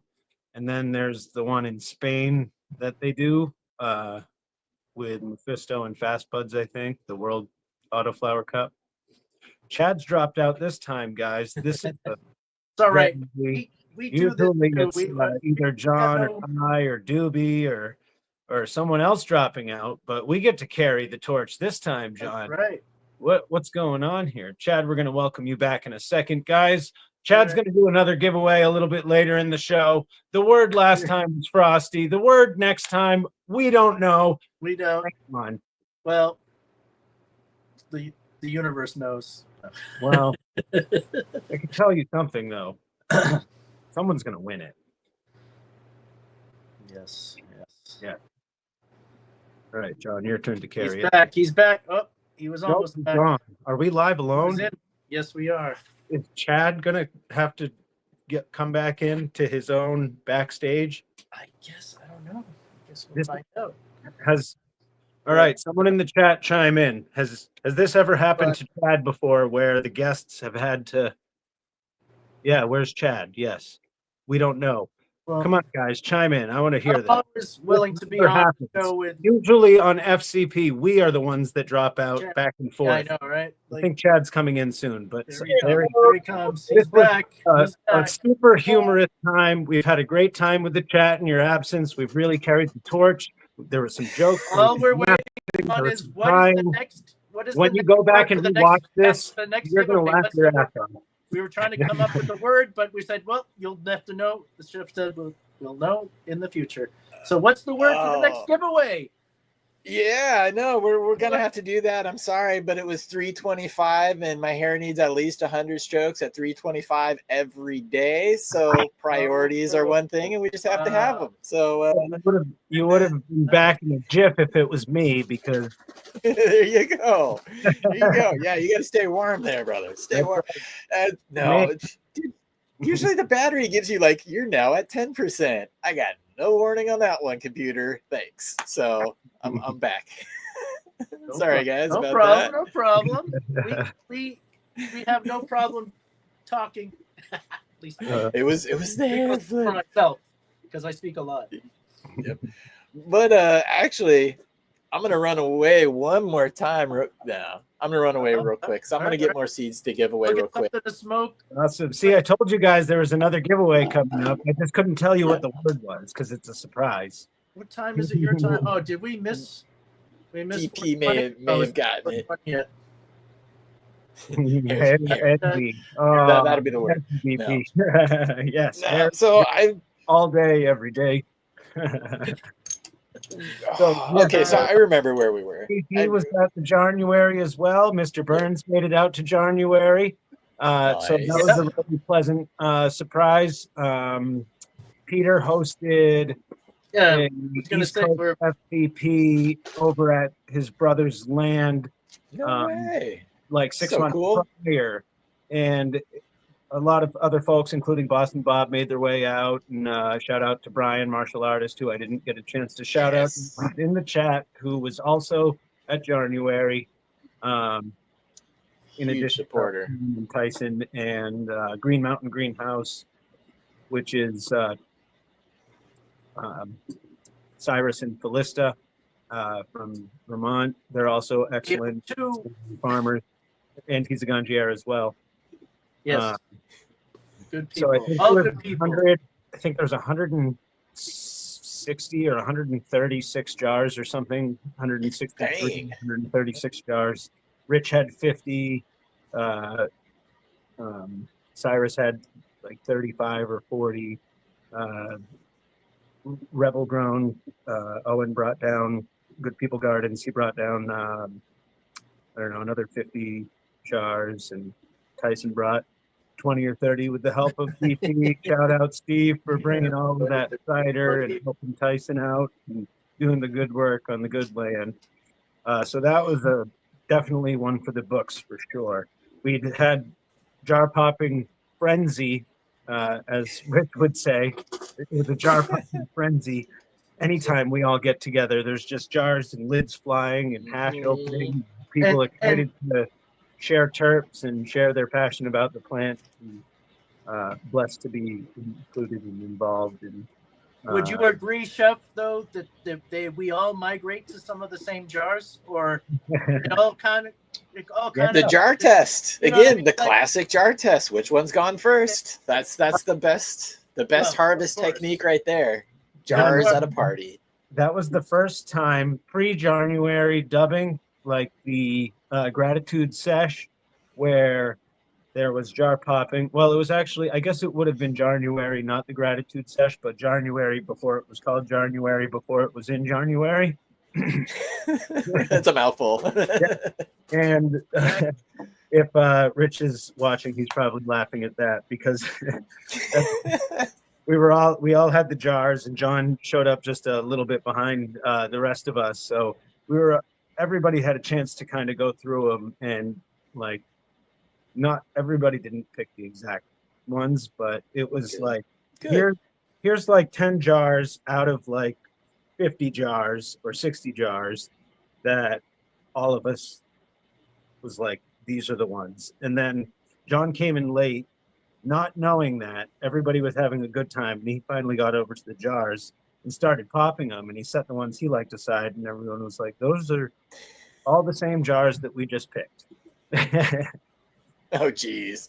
Similar taste. That's kind of, it's cool because you will get a diversity of palates. And I love what Peter said here. He says, I would be melted to the floor with jars at a party. I would be melted to a floor at that. The DGC cup that I'm going to this year, it's always been flour. Saturday is all about flour this year, but they've added a Sunday, which is all about hash. I'm still in town, and I've already thought, I'm like, I'm not even gonna make it through that day. Like I'm just gonna be sitting there, probably smoking all the flour I had from the day before, letting everybody else smoke the hash. But yeah, that seems like it would be a hard one there. It's Well, definitely. we're gonna have to get you to do a dab of the grape juice. And, Oh heck yeah, I will line up for that. I will line up and wait. Herb Nerd TV had a good question though, because this was just kind of a gathering of really a lot of people from chat. I mean, that's how a lot of you guys met. That's how a lot of you know each other. It's cool to be in person and to meet people. I still have not met Peter in person. One of these days soon. But Herb Nerd TV was asking, how can one come and shed my love? Because as growers, we all love to share. But he's in the Northeast as well. So are there any events going on or anything coming up for this spring or summer? Yes. And yes, hit us. Say, shout out to April Orchards.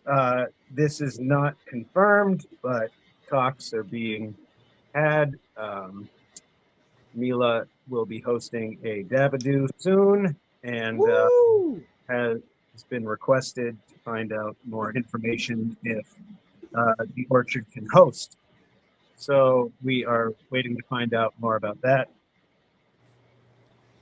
That's awesome. You might have to come down. You might have to come down so you can be there when I win with the Pakamachi grape juice. I hope I did not upset. I'm probably gonna jinx it right here because it's just been mentioned, but it may be 30 days away. I may be doing a U.S. tour from West Coast to East Coast, and that does include New York City. So, and it does include L.A. So I may be able to see Peter in person. I know you had. Thinking I know you had your own itinerary on the East Coast, Chad. More than likely, you'll see us.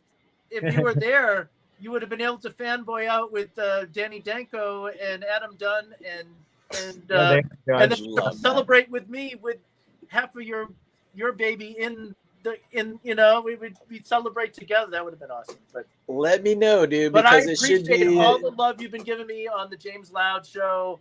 Done. I hear every time you're on something, I hear you're like, oh, and there's this guy, he's got the grape juice, and so I appreciate a Quasar hookah there at the Dabadoo that a lot of folks chipped in grams to fill the hookah, and it was mostly rosin. There was a little bit of traditional hash, but since it was mostly a rosin competition, that's what was there. But I believe there was 28 different grams in there, or no, 14 different grams in there. So it was like a half ounce of hash rosin in this hookah that Adam Dunn was filming with Danny Danko as John House of Mesh was loading it up. But we also have a picture of me and Alex with Danny Danko holding the jar, you know what I mean? With him and him holding the jar. I was saying me and Alex and him holding the jar. And everybody was there. Sticky Richie was there. Tyson was there. Tyson's entry was amazing. It was outdoor, amazing hash. Honestly, I was surprised it didn't get third place or second place. Super Boof ended up winning. Shout out to Michelin Terps. He did a great job. I got second, and I was just overwhelmed to be able to stoked to be able to do that. So that shout out. I'm sorry. Go ahead. I interrupted you there. Living up to my word, bro, because I told you I was going to win an award with it. You know what I mean? It does. I didn't.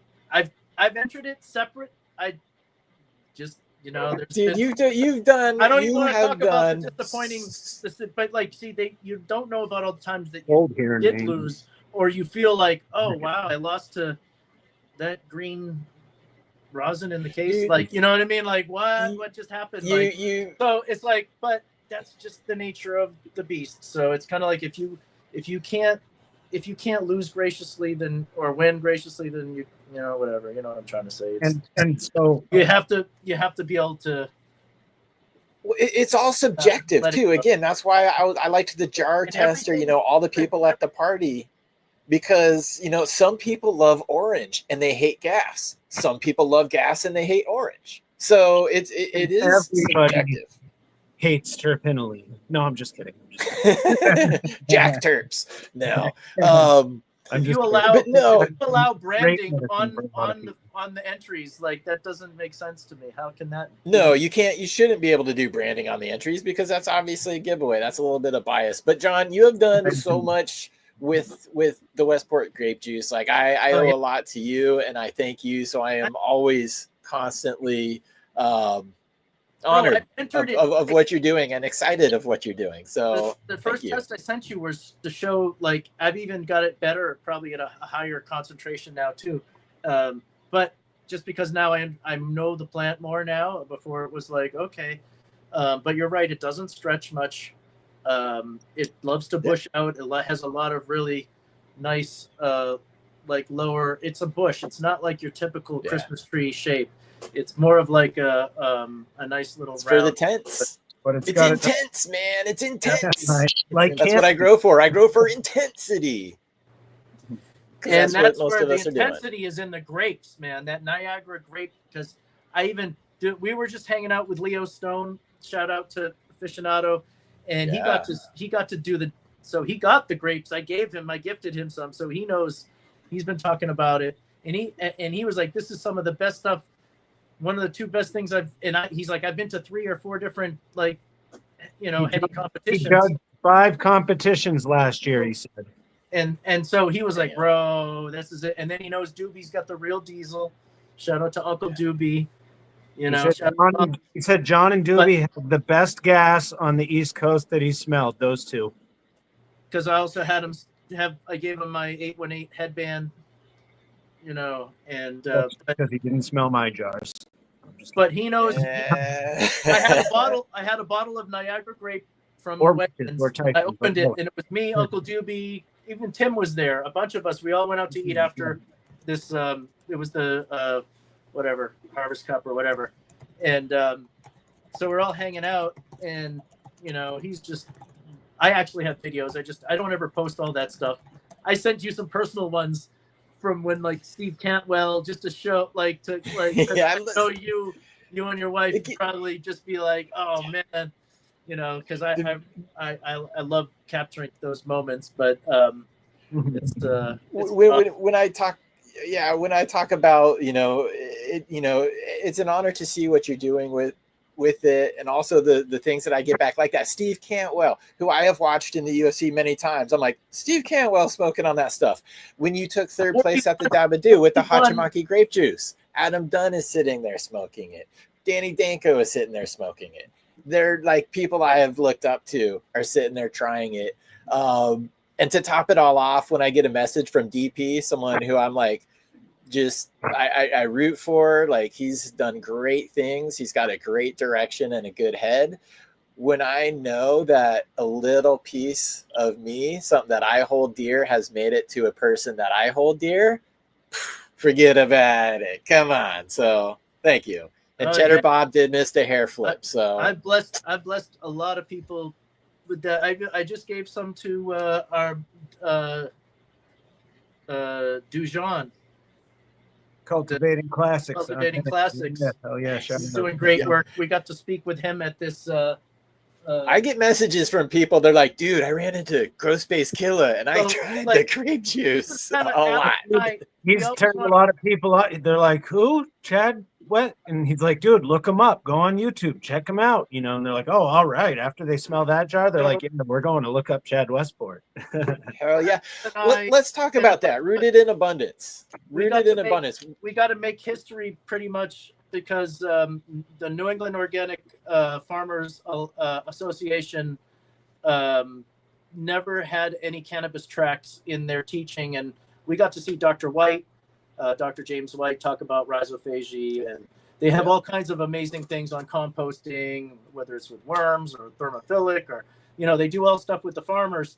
But this is the first time that they actually finally, with Biondi Mamis, how do you pronounce his last name? Marisma. The traditional farmers invited these crazy cannabis people. He worked tirelessly to shout out to Biondi, the Green Torch, to speak on soil and health, and then another track on how to prevent and dealing with IPM for cannabis, or how to deal with flower, So, IPM flower and cannabis. I think it was actually titled something like that. But we all got to sit on the same for both tracks. All of us got to be up on stage together. So it was really cool with the Dave's Greens. He's a guy out there in the Cape, Outer Cape Cannabis. He's a little older than me. Professor Quinn was there. Ben Arcadia Farms was there, and Rooted NY. Rooted NY. Yeah. And our buddy Tim and Dujon. Tim Love Light Medicinals, and Dujon is Cultivating Classics, I think, right? Yep. And we all got to be on stage together and do this educational. And now they're going to bring it back. It was very successful, and I guess there was a lot of talk and a lot of good feedback. So they're going to want to actually start doing this. So this is kind of like the first. This is kind of like the dress rehearsal for hopefully upcoming, cannabis education tracks, or a whole day, or even seminar. So it's cool to be, because that's what you picked me out before. You're like, I like that slogan, educate and elevate, right? You were like, but that's kind of what I want to do. And the chef and I always, are all about,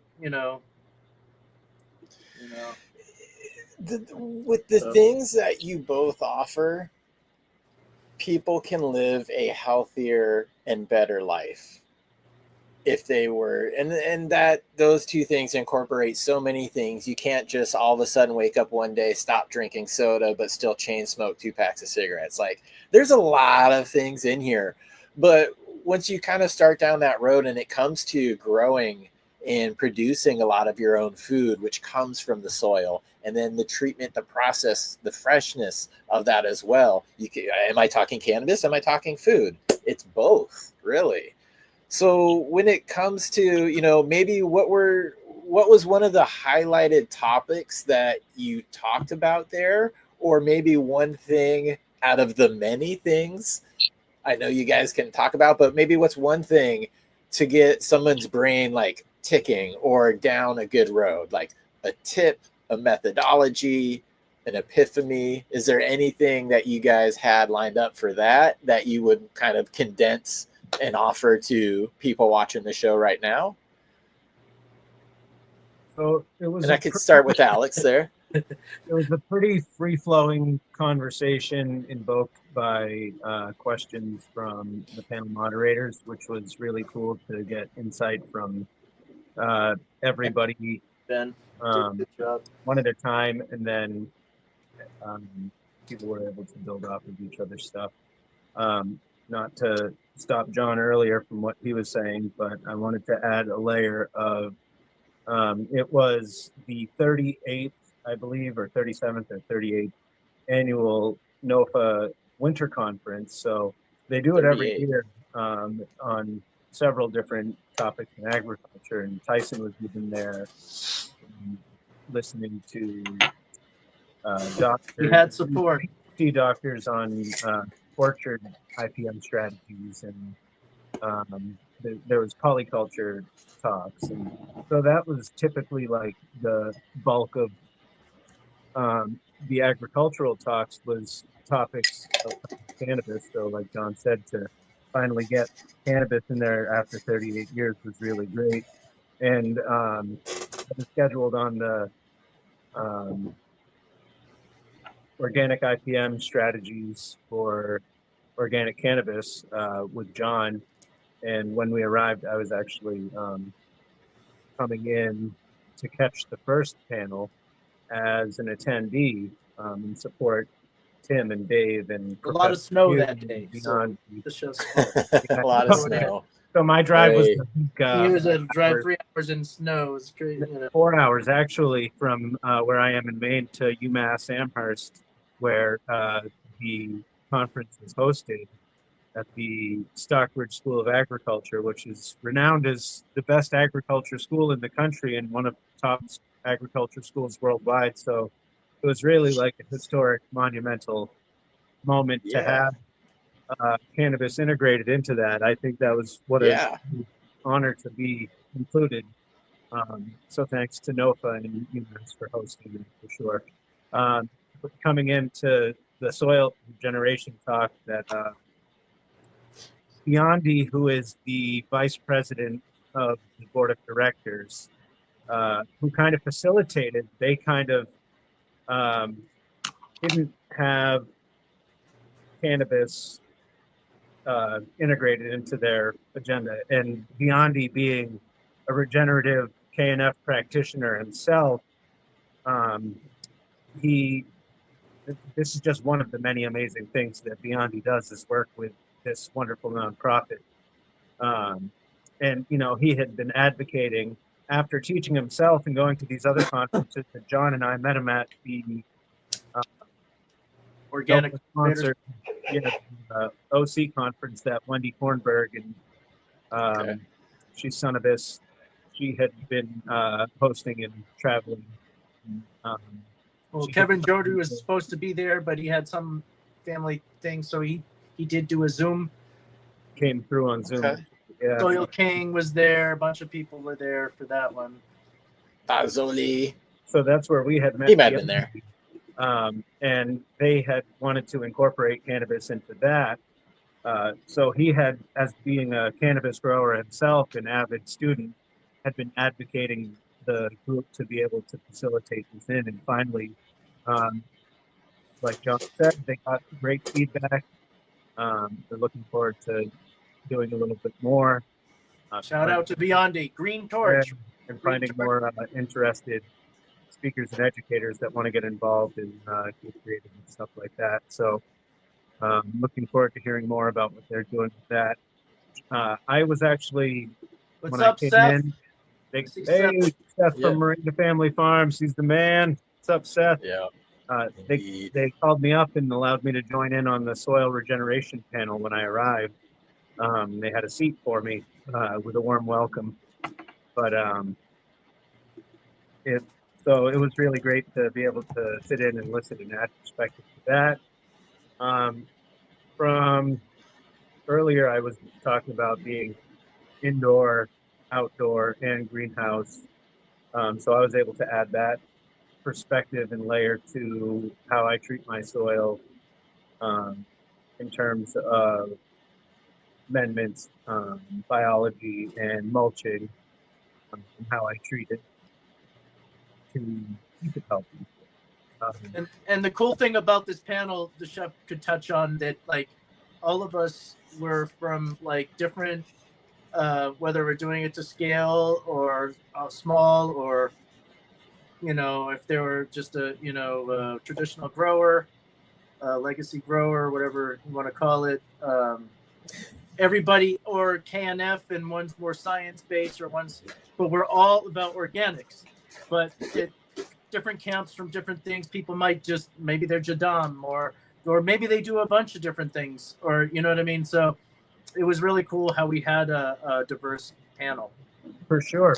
You know, what it boiled down to was that we all really were building soil in our different ways and encouraging adding more organic matter and healthy, thriving systems for the biology. So the KNF guys would talk about their IMOs and their JLFs and how they're encouraging biology that way.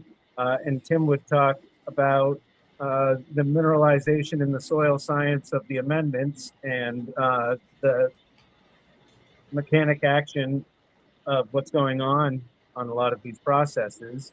And, you know, John and I kind of could meld those two ways of thought by emphasizing on that regardless of your ideology or methodology in the organic growing realm, we're all building soil, and we can't be regenerative inside.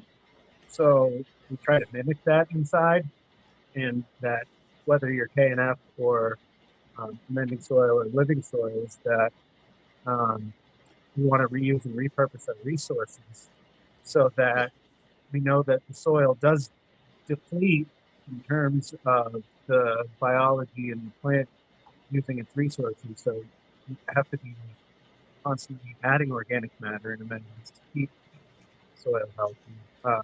And you can be adding organic matter with K&F inputs and biology the same way. And there's different levels of understanding of the science behind the mode of actions. So it's a really great opportunity to encourage cultivators that were there to hear our perspectives to try different things and see the different successes that people have utilizing different techniques. And you know, that's we kind of the James White at these organic cultivators, only to actually Alex wasn't able to make it, but Tim and I got to talk to him because Tim actually spoke at the organic cultivators because he's on point with all of his knowledge. He's definitely at a high level of he's taught me so much. A bit. I was gonna say corn steep powder, get some, Chad, you'll love it. But corn steep got to- powder. yes, Yeah, you'll have to check out the episode on FCP that Tim talked about corn steep powder, nitrogen, and calcium elastonite for sure. Okay. Yeah, yeah. I will have to check that one Shout out. Love Life. It's Tim, our homie, he really put us onto that and a lot of other stuff, and we're all elevating together, which is awesome. But helping develop mineral blended soil, living soil for Organics Mechanics Soil Company, another sponsor of one of the events that the Organic Cultivators event. So Mark is really awesome, and Tim has been working with him on that. So shout out to both of those guys. Out of Pennsylvania, Mark's out of Pennsylvania. one of the cool things I think about going to speaking on that panel, a panel agriculturally that has been running for 38 years, is that it's breaking stigmas, it's helped normalizing it, but there's also to me it's a little bit funny because as like we scale cannabis and we grow, a lot of us are looking to traditional agriculture because they've been doing it forever. They have the system. They've been there, done that, got the t-shirt. But the large agriculture is starting to look to us as like craft growers, as the organic growers, as the stewards of the land, because they realize how kind of messed up it is now. And they're realizing they have to revert to more of these sort of practices, more of the soil microbe, soil activity versus just chemical inputs. So it's an interesting phase to me because you both are like circling each other. And it reminds me of, like I just say it's like taxi driver wisdom, right? And I heard this, I love this one, but it's like, if you're a smart person, you listen and see what's smart about the next, person. But if secretly you're afraid you're an idiot, then okay, to you, everybody's an idiot. And we all know those people. Like you can hear the most brilliant thing. You're like, that guy's an idiot. They don't know what they're talking about. But it's the smart people that have the ability to realize there's a lot more to learn and we can't possibly know it all. Again, lending to the fact that you had a panel of organic minded people, but there were so many different subsections in there, and some agree with methodologies and concepts and others disagree. So it's its own fascinating world of different avenues to pursue.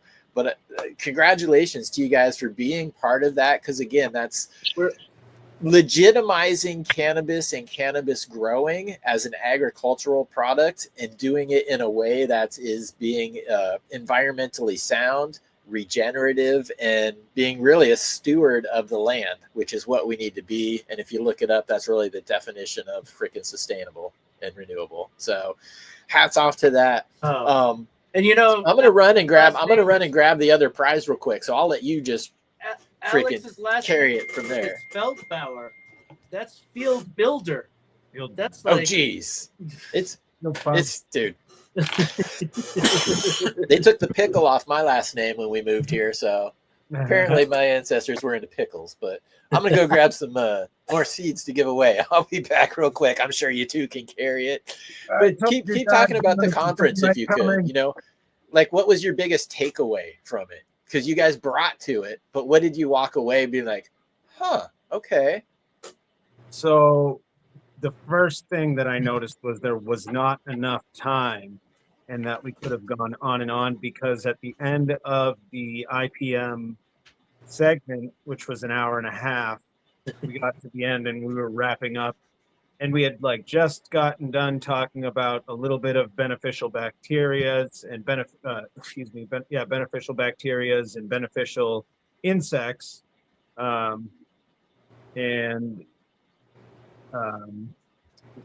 what we did not get to was beneficial fungi, and then we had to end it there, and we realized that we could have gone on and on and on that topic, and kind of dived into the different areas we were already talking about for a little bit longer, but pretty much grabbed the mic on the way out and was like, well, we need to still talk about trichoderma and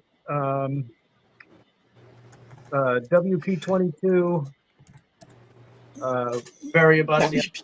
That's right. Bavaria bassiana. They're, what are they? Endophytic? Endoheterotrophic fungi. I brought this one because you guys mentioned Dr. James White. Farmer Jeff. That's the good one. I got a copy of that too that I was reading on my way to the soil summit. And he quotes Dr. White in there, which was one of our proud. That's who did most of the research on this. Is like Lowenfeld's is awesome, but he basically is an interpreter of other people's work, and he's also a head gardener, so the guy knows what he's talking about. But Dr. James White. I love his the way he articulates his demeanor and his presentation. He's the fun guy. Jeff Lowenfeld is awesome. I've had him as a guest before, and he's just so infectious. He is so fun. Like, wouldn't you love to have him as your freaking neighbor? Like, sure, how you doing today, neighbor? What do we got to plant? Let's get it in the ground. I love that guy. Sorry to interrupt. Sure, yeah, no, definitely. That's what I'm saying. I love that demeanor. His demeanor is awesome. And that's a good series of books too for people if they're not familiar with the teaming with series. There's teaming with microbes, teaming with nutrients, teaming with fungi, and then now teaming with bacteria. And he's got the Autoflower book too. Autoflower book too. Yeah. Yep. I met him out at the Autoflower Cup. Yeah. Nice. Well, again, thank you guys for talking about that and that contribution to just, again, raising awareness. I'm going to do another giveaway because we're coming to another hour mark here. And I still put that offer out there. If we do get up to 400 viewers and sustain that for just a couple minutes today, I will do a $50 AC Infinity gift card. Alex? Enteropathogenic fungi. Sorry. I'd have to Google that. I'll be honest here. I'm going to have to Google that. All right. Okay, we knew what you were talking about. We knew exactly. Enteropathogenic fungi. You have inspired the next word for the giveaway. I will just say that. So, okay, I'm going to do another giveaway here. This one, again, guys, U.S. only. This is from Some Bitch Seeds, who has been a huge supporter of the show, has given away dozens and dozens of seed packs. I had to look and see what this was, because this was the last one that I had in there from him. But it is a Seed Junkie male. It's the Purple Punch crossed with the Jungle Cake. And then he took that and he crossed that with Dad Stuff. 1987, Big Julie was the nickname on that. But an old school grower with stock that will just blow people's minds. So when it says Dad Stuff, I'm like, yes, I held some of those back for myself. I ain't gonna lie. But this one can be yours. And I also want to, with that, give away the Dominion Seed Company, Duke Diamond.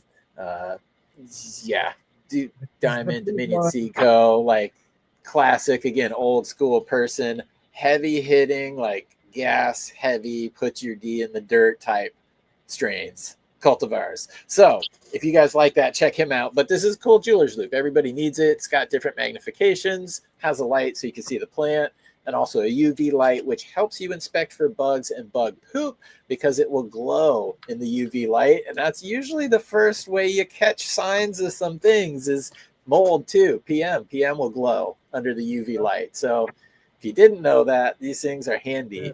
But like I was saying, Alex, there you inspired the giveaway selection. So if anybody's in the US and you'd like to play for these, just go ahead and type big word into the chat. We'll type big word in there. Word.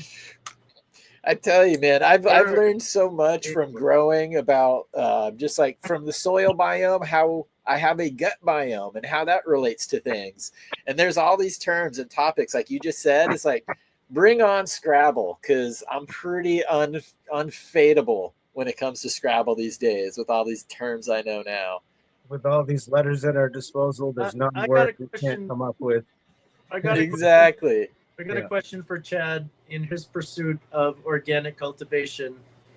How is it going? And question number 2, are you using Tad Hussey's Kiss Organics water only biochar? Yes, yes, and yes. So yes to the Kiss Organics biochar. All my plants in the Pheno Hunt tent are in 1 gallon pots with that biochar.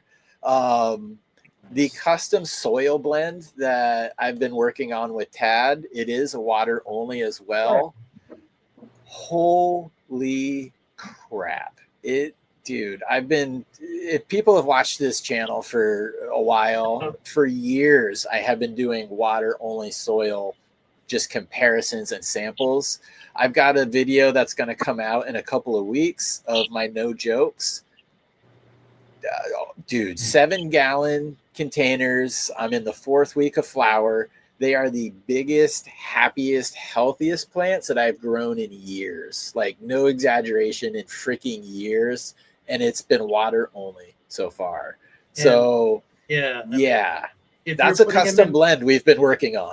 If you're transplanting them at the right time, they're still bolting, and then you're only giving them like 7 to 10 days, and then you're flipping, you probably they won't lose a stride. They'll just keep bolting, and they'll have plenty nutrients to finish in that size. You know what I mean? Yeah. But it's about the size. Yeah, because size matters there. Size absolutely matters. Yeah, man, I know. I love, like, right now I love the grassroots fabric pots, the living soil pots, because it does have that liner. But I've actually been using these. I'm almost ashamed. I'm not ashamed, but I fit more plastic pots. They're taller. They have good aeration on the bottom. They're like and I'm like, wow, what the hell? Now I'm all of a sudden, but it's because I'm trying to make more resin so that I can make it worth the wash. You know, it's like, to have. It takes a long time to grow really cannabis. Worth it, and to capture, like, this hasn't even set off yet. This is your grape juice. Like, you can see that it's not even. It's not even set off, dude. But you're starting to. I just watch a new batch, aren't you? Yeah, and That's I have insane. I just took down I do have I have 4 bags in the freezer. 4 2.5 gallon bags in the freezer. Hey! You don't have that much. Quick shout out, real quick. Organic soil grown to feed the soil. It says, can I get a shout out? It's my birthday, Bernie Gares. Happy birthday! That's awesome. Happy birthday. Bernie, I hope it's a good one. Sorry to interrupt, but that's always fun. That's cool. Everybody. Micron size. Adam's asking, what's your micron size? What was the micron size again for that? I know you've mentioned 90 and you've mentioned 45, but what was that you just showed us? The one that wasn't set up yet? That's 119 through 73. So it's wow. Okay. What size bags are you using? Are you using 90, 73, 45, 20? Okay. Oh, Farm cut, untrimmed a little. Yeah, I like it. I like that because it keeps the trikes on. I mean, the sugar leaves get so many trichomes that it's like if you're washing, why bother cutting off half of your And yield? bro, Well, and because by the time I get to that top to smoke it, it's going to be all nice and protected. Yeah. and John saves me a nice top like a good bud. I'll tell you what, if you let the Westport grape juice dry out too much, the crystal, like it, all the trichromes just start, all the glands just start falling off. Like, Huh. so I don't It's let great. it get, It's a great dry. but then I make a great like dry hash, but like this is all Okay. Chad, if you were going to I'm buy not- a set of like screens, you could buy the dry sifting screens and do the sift like John Burfello used to do. What did he call it? Bounce Tech, John? You remember that on Yeah, his old I video? used to do it so many different ways too, but He'd hang his plants. Yeah, He'd dry his plants over the table where his 3 sets of screens were. That way, if anything would naturally fall, those are the best heads, he would say. Just you touch it barely, and then whatever falls off. I remember that he had a Out. zip around You the. know, he's like, those are the best, most naturally fragile heads to collect. But yeah, the juice sounds like its heads are perfect for doing a dry collection like that without needing any fancy equipment. You could do your own little temple balls that way, Chad. Okay, because I do like the idea of temple balls. That's usually what I do with my dry stiff. Yeah. I do the ski boot tech, as Mila called it when I was talking with her. You just put it in the bottom of your shoe and you walk around for the day, and it gets nice and hot, and you do your little roll on it. So instead of a bottle, I'm fairly low tech when it comes to this stuff, but that's why I know you guys. If I ever have a question, I can call you up. John, tell them how you used to do it with not the quarters, but like you'd put metal in there with it in the freezer with the dry material. No, I mean I used to use. Well, there's been all do tell with the dry ice, but dry ice batters up the stuff too much. No, I never used. I used dry ice before, but unfortunately that does pulverize the material. So you could replace dry ice with sterilized food grade or medical grade metal of weight or whatever, like stainless steel. Yeah, I remember the last time I had that. Well, not quarters, but something. I had the Malawi dog, and I was like, "Hey, look, check it out." I just put the 160 bag in a 5-gallon bucket. I put the bucket inside the freezer, just like a small, freezer. And I had that in there. I got it cold. I put the material in that 160 bag, and then I shook it, and then pulled the bag out, like, just for a little bit. And then I took, like, with a playing card, everything that's stuck to the sides is almost like static tech right there. And then this is just very rudimentary. This is just like, but that's how basic you can be to get some really nice dry heads that you take and do what you're talking about and putting in your shoe. But preferably, Alex, sorry, I was writing something down here because I want to come back to it and ask you guys a question. I figure that I've got a lot of questions about hash and just kind of making it. And I want to open the invite to everybody in the chat. Like maybe we'll roll on with this for a while. Just some technique questions if you guys have any, because both Alex and John are amazing answers for this. It's not doing that. I want to real quick give this a 710. It's 7. Yeah, I want to give this away real quick. Oh my God. Of course it is, dude. It was my natural inside my body, my internal clock was ticking. I had no idea it was 7:10. Body knew. 7:10. My alarm went off, but it was telling me I need sugar. But it was I was it's 7:11 getting everything now. clean and ready for a dab. I had no idea I was preparing for my perfectly timed dab. That is perfectly timed. It is 7:10 for you guys. It's almost 4:20 for me. When you said that, I looked up. I'm like, it's only 4:10. 10 more minutes. 10 more minutes. 10 more minutes. We'll celebrate again. This is awesome. That's the difference between the rosin guy and the flower guy, is we think differently. Let me give this away real quick. I'm going to give these away. Again, this was for the Some Bitch Seeds. Awesome company Sounds like right some here. solid work there. That sounded really nice. Yeah, Seed Junkie Males, the Purple Punch Chimes, the Jungle Cake crossed with Dad Stuff, which is from '87. It's going to be some legendary stuff. Focus never works on this, but you're also going to get the cool jeweler's loop here. So if you're in the States and you have entered Big Word into the there we go. One of these days. There we go. Grape If you've Juice. entered it in chat.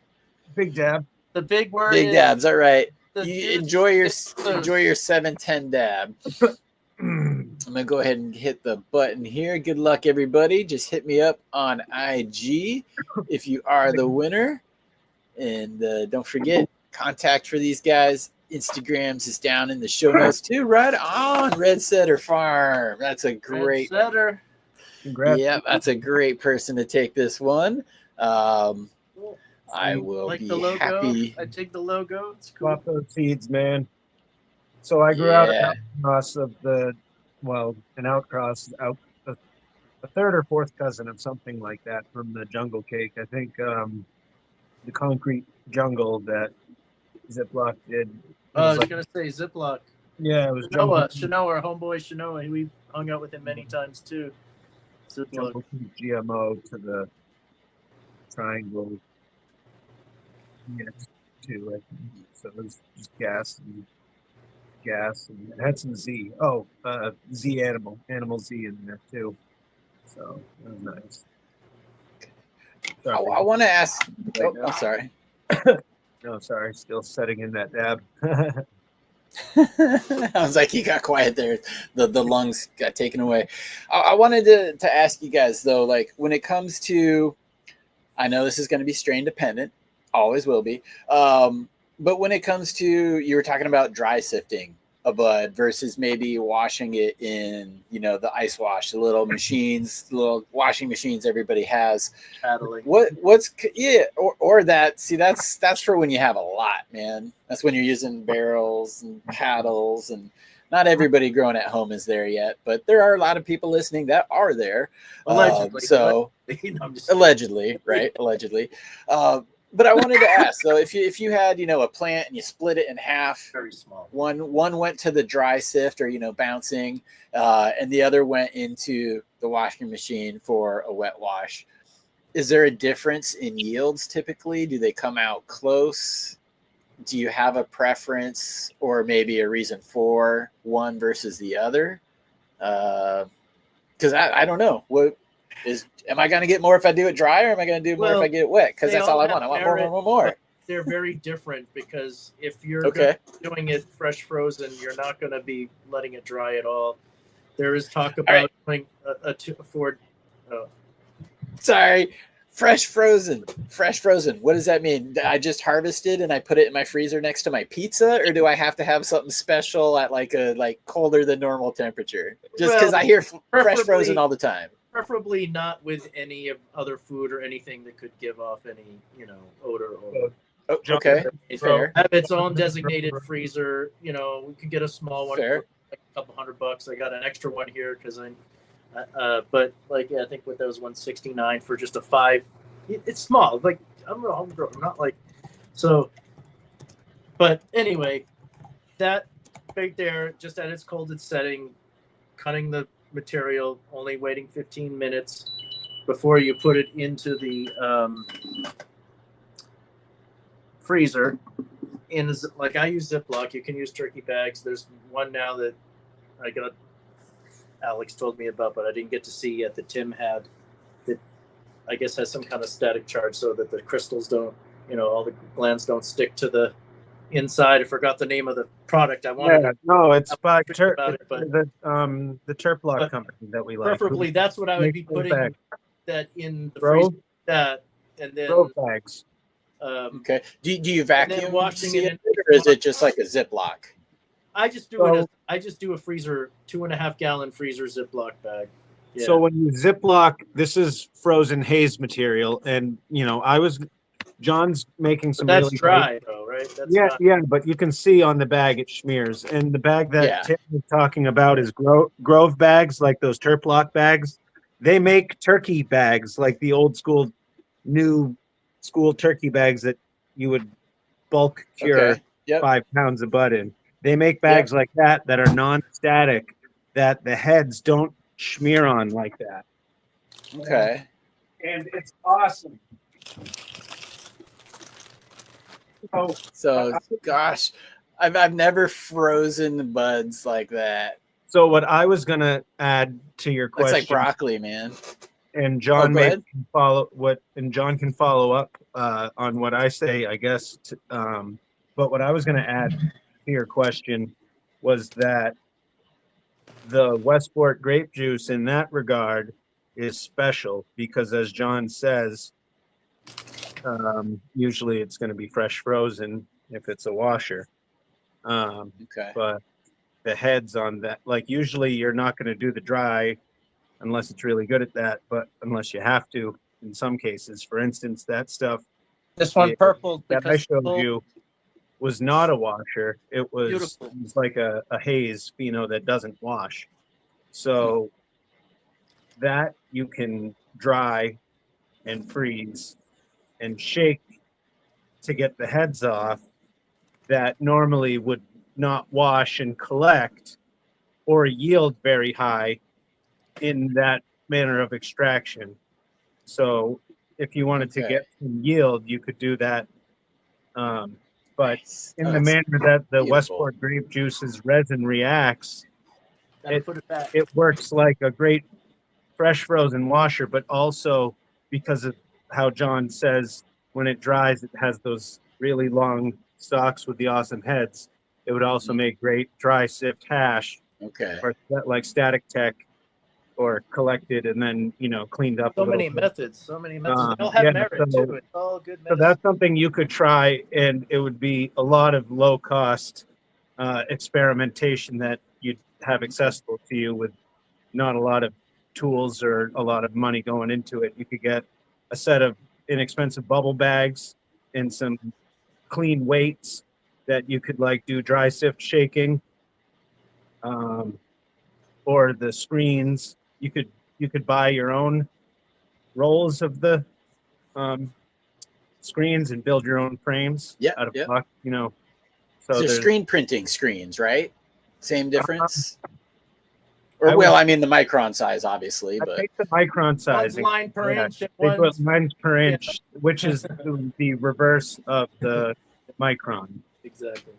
So it's like 200 LPI and higher, or 200 LPI is the finest, instead of 25 being the finest. So it's just the other direction. Tell them typically what's in a 8-bag set. Like You normally, certainly want to be aware of what every screens company's a little different, but are made out of too. But- yeah. very, very different, like variants. Like, right? What's the 8-bag, Jeff? Usually with microns. It's microns we're talking now, and So I bought the cheap bag sets, as most people probably do, 200, 160, 120, 90, 70, 45, and 25. Yep, you got the 8-bag. Yep. So, like John, if he was gonna do something in his freezer with that,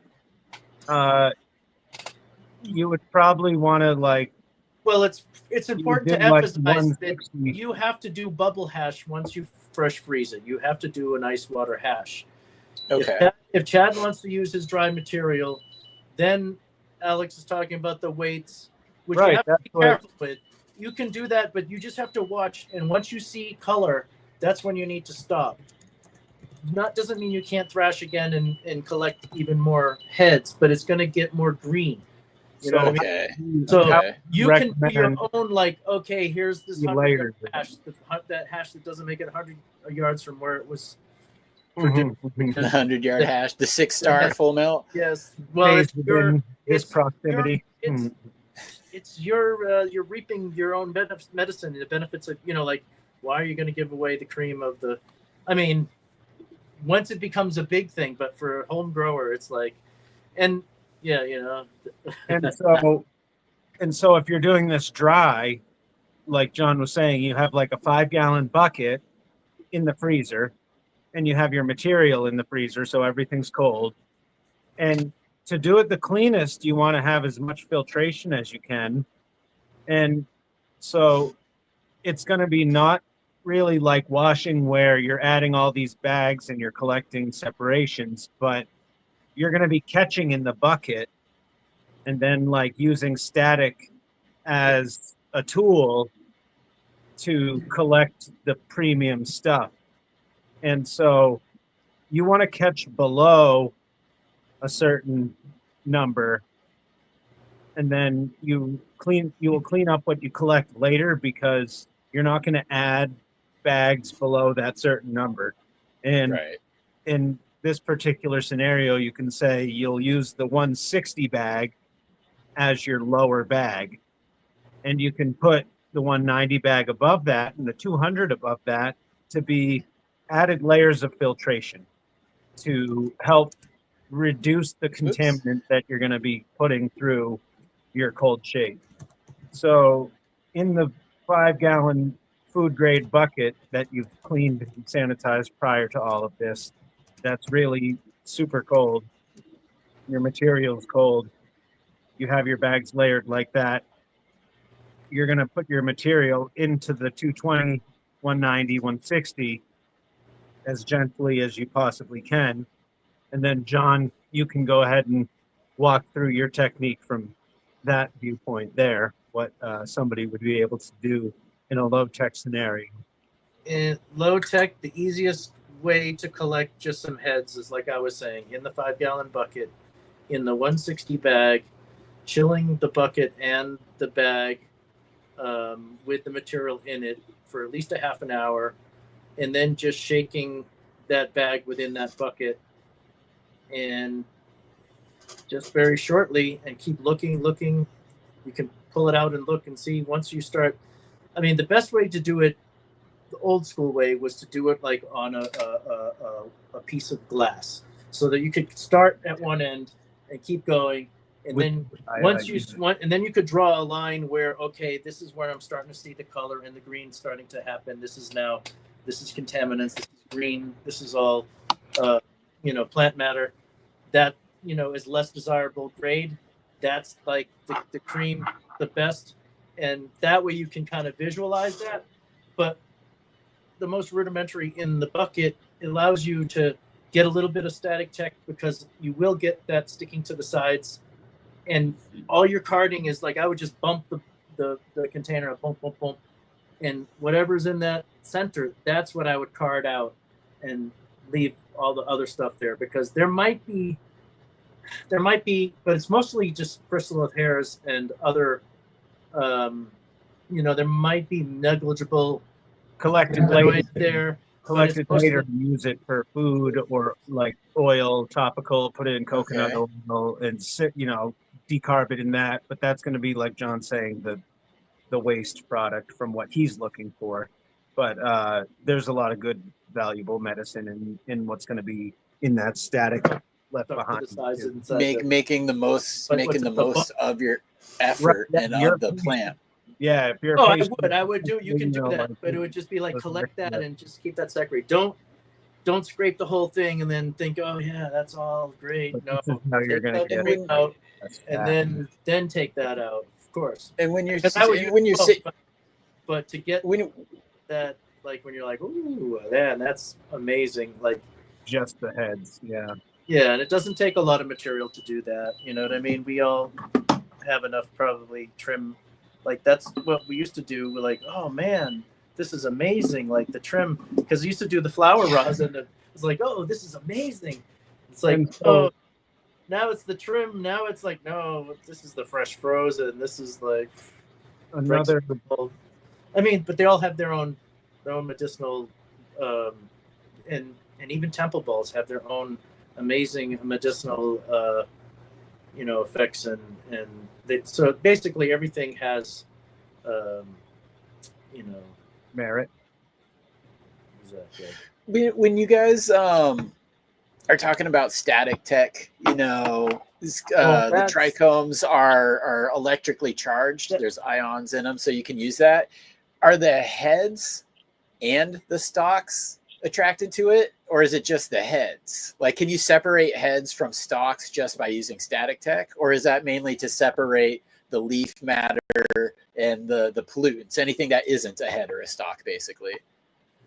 And so, in addition to that contaminant that John was talking about, when you do that dry ice shake and you're shaking to do that color to see the change over the glass like the older way, you're getting like greening and other material, but also that dry ice is rapidly thawing with the temperature displacement from it being in sub-zero temperatures to now in room temperature, and condensation's occurring too. And that's what's also rapidly happening, is condensation and moisture being trapped to the plant material as well. So it gets this bald texture almost with the resin that you're collecting at some point, and then like you press it together and you're like, is this plant material or resin?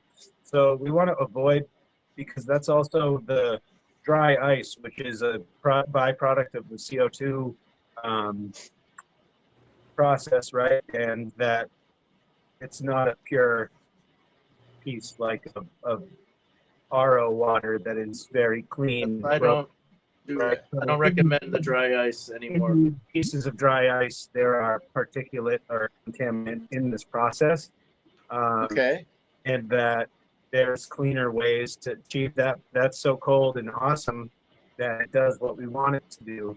That was the way until we found better ways. And now that we found better ways, those ways still work really good. And we want to replicate those ways cleaner. So that's where I would recommend the really cold metal or something that's not dry ice in that shake. So if you guys can get creative with what you're using, even the material itself, like John has used in the past, he omitted the dry ice to make an even cleaner product, and being so gentle. And you can go on there if you'd like, John. But it's also, you were just saying before, I used to get the dry ice in little packages that were sealed. So I know they came from, so they were really just packing for stuff to be sent places that needed to be, preserved in flight or whatever. So they had blocks that were already just like sawn and put into these packages. So I was able to break it up, let it off gas a little, get the corners off and not be so, but it's still not the way to do it. But now it's a great place, but now it's like, oh, you want pellet? Oh, we got pellets. And then it's like, okay, how much you want? And they have like a shovel. Yeah. It's like, Yeah, exactly. And they put it in a double bag, like insulated double paper bag. And that's like, here you go. And you're like, okay, well, I guess I'm not. They either came from the fish market or the CO2 gas factory from the welding company. It's just like anything. You got to know your source, and you got to know, like, sometimes it's like, when you're at the restaurant and you're like, oh, there's something in my drink, or look at that glass, huh? And then like watch them pour the same thing back into a different glass instead of giving you a new glass of wine. That's like, right. Yeah, when labs are using it to source dry ice, they're using it to really chill their glassware really, really rapidly and quickly and keep the temperature really, really cold. So in the lab, that like it's not touching any of the product. It won't be touching. There'll always be a barrier, but it's not really recommended for extraction. It's good if your refrigerator fails on you in the middle of the summer and you need to keep your whatever stuff from spoiling. You need the stuff that dry ice in there, but don't use it. You remember you saw how gentle I did it with the buds themselves and just letting it get super cold. Like, it's not going to get cold like dry ice, of course. I mean, that's like, we're talking. Right. Well, there was a couple questions that came in here kind of on the topic. It's what Asta says. I heard 5-day on fresh frozen. Is there like a certain duration where it should be frozen for? And then also, is there like a limit of like you've left it frozen too long? No, what I think he's referring to is there's talk about 4-day from what I know. Talking to Tony or they hang dry. Okay. Because there is some like question. There is some talk about how just to get rid of extra chlorophyll, or that's what gentleman on my hat was telling me.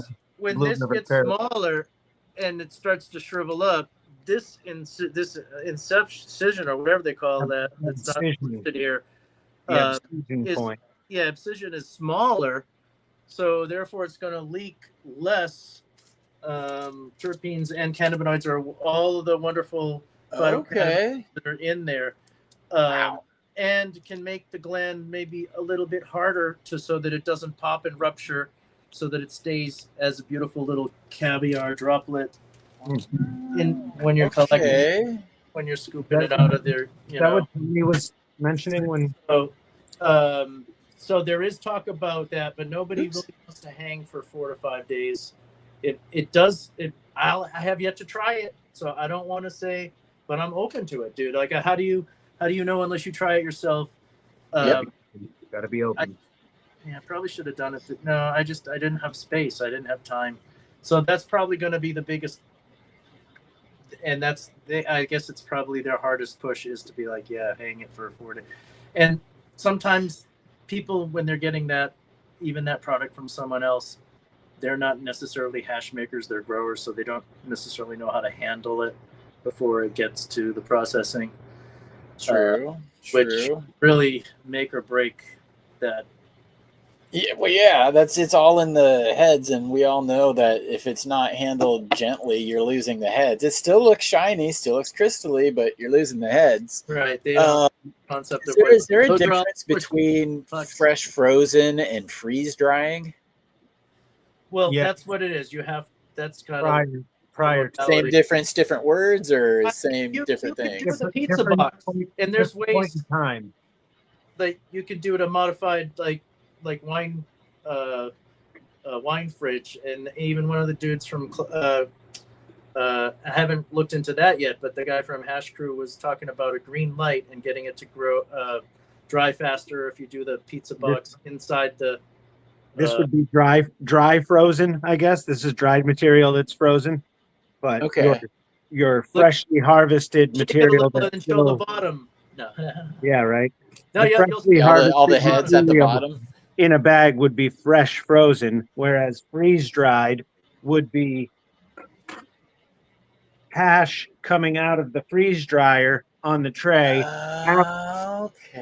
After the fresh frozen has gone through the hash washing process, through the bubble bags, collected with the spoons, placed on the freeze dryer tray, into the freeze dryer for a day, out of the freeze dryer, dried, sieved, and then you have collected freeze dried hash that are the heads from the material that I have neglectfully stuck to the sides of this bag. Okay, so fresh frozen refers to what you do with the flour, but freeze dried refers to what you do with the hash. Yes. Yes. Okay. Light bulb moment. Everybody got to share with that. However, now. Oh, shit. He throws a however in there. However, you can also have freeze-dried flour that is a process that is in the commercial market. They're much larger than this. They look very much the same, much bigger, probably the size of also the wall behind me. Industrial grade. That you can fit, like, I think a pound on each tray, and the trays are like twice the size, and this is like double stacked, so you could fit like 16 big trays, and I think they do like 30 pounds of flour that you can freeze dry and have freeze dried flour.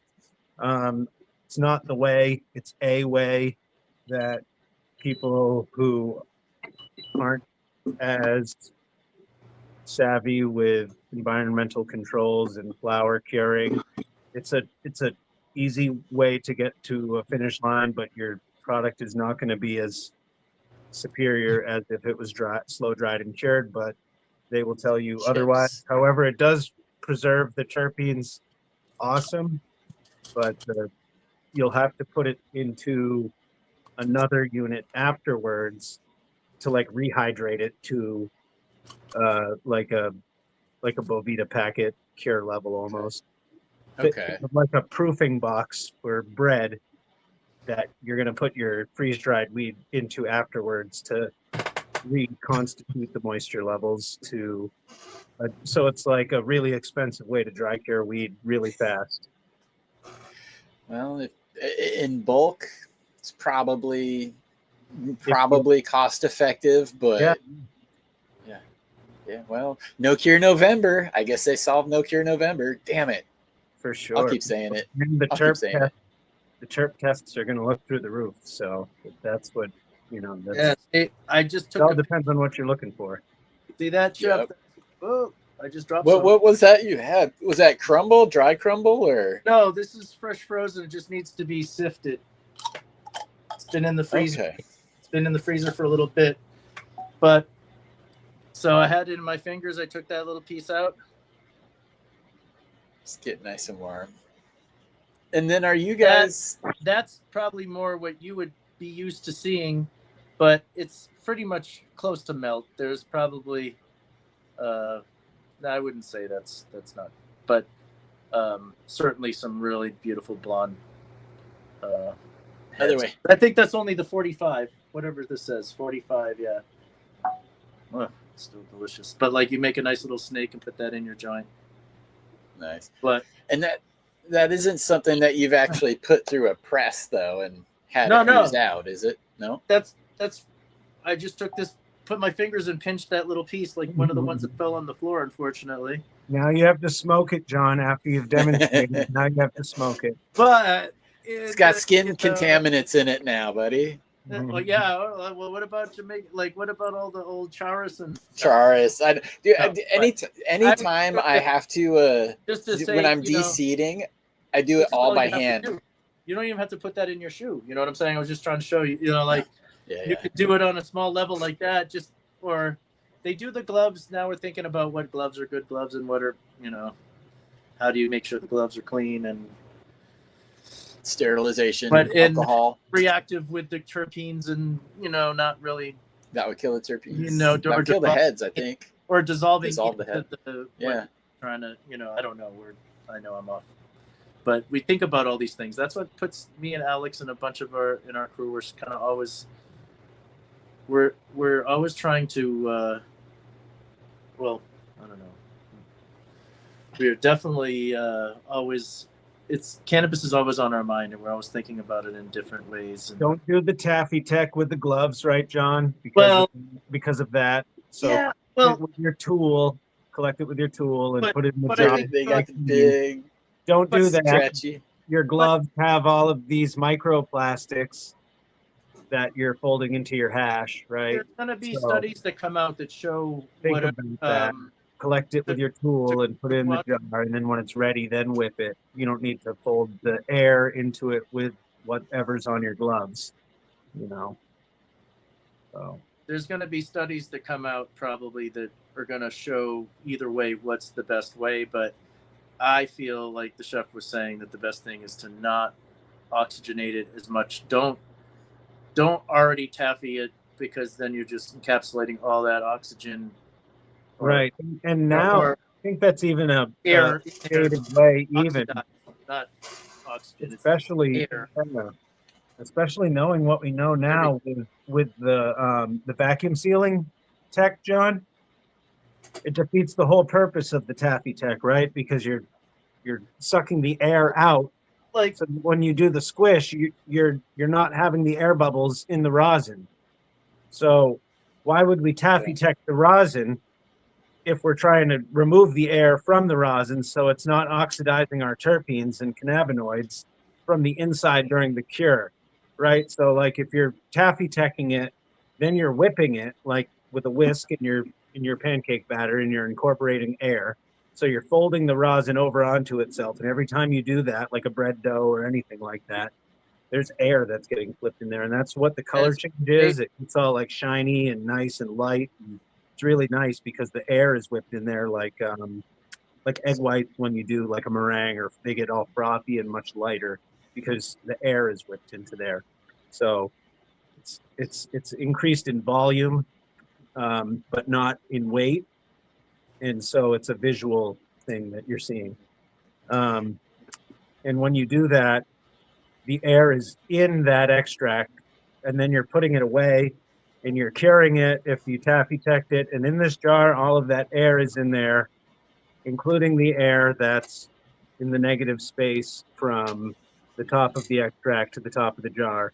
So oxidation is going to be occurring rapidly, and we want to try to minimize that oxidation from occurring because terpenes are super volatile, and they're like 50% or more of why we're growing, and they're only like 5% or less of what we're getting, of what we're growing.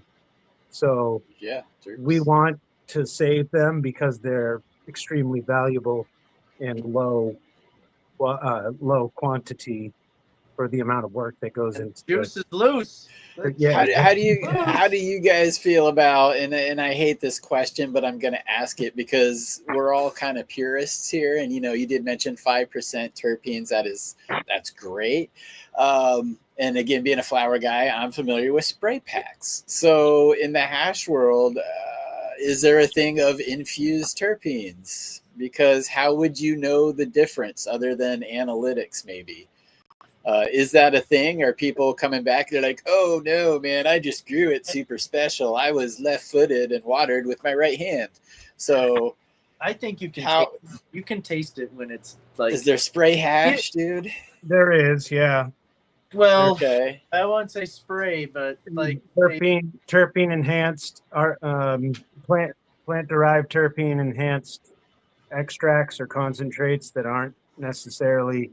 I mean, I guess they would probably do it to rosin too. That's like low quality rosin to enhance it. But like John said, Right. you can tell when it's like an added terpene blend. Like you can tell. Like there's like CO2 extracts or ethanol extracts or even certain butane extracts before the methodology got to where it is, where they're using it's like terps, and they're even with CO2 they're doing the cannabis derived terps from the extraction back into it, which is much better than it used to be. But there's some methods that the extract just completely takes the terpenes out, and they have these tools at their disposal now to have these terpene blends that are like true terpenes that Dr. Ethan Russo has done some work with. They have terpene blends, but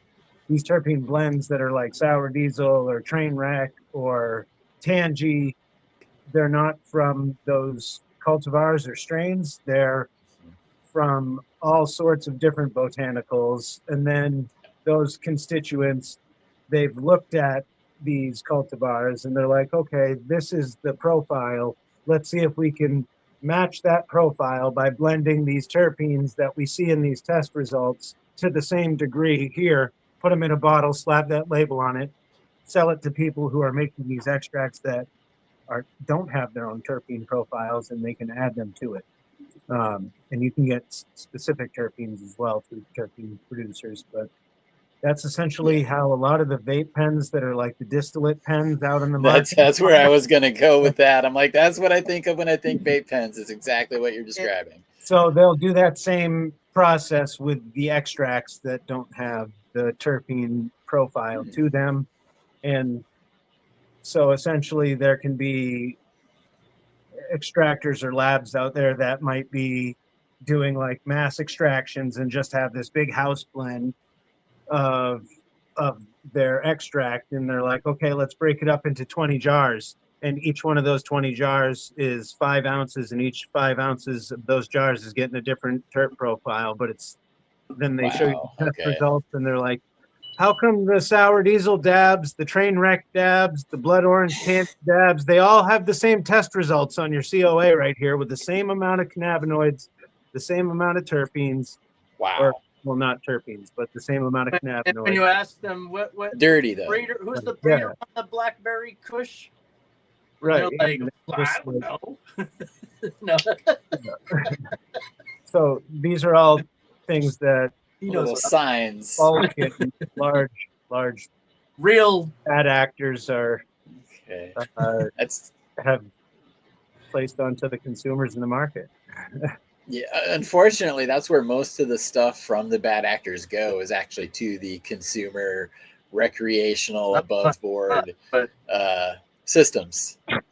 That part So funny. But okay, so there are ways if you know Chef and I to know look too and much. question. The Oh, problem- For Chef and I- sure. Sorry, know John. Your farmers, know your Too farmers much. and producers. Maine, we're blessed here in Maine Wow. to have the program, the medical program that we're fighting to keep the way it is. There's a lot of really good people and farmers and hash makers and lobbyists and other advocates that are all putting the good work in.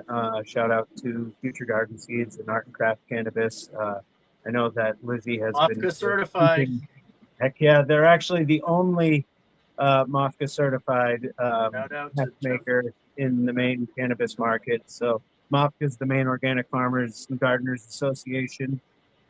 We have the longest running organic certification service in the country. It dates Damn. further than any. I believe even our USDA organic, it's like older than that. Good. So, Okay. yeah, it's like OG, and Wow. they're doing a lot of really good work. We have a cannabis certification program under that program that is Okay. so it's called the MC3, I think is what it is, and it's the clean cannabis, clean craft cannabis certified, Maine clean cannabis certified, and they're not the only MOFCA certified cannabis producer. There's other ones, but I believe they're the only MOFCA certified hash maker, my understanding.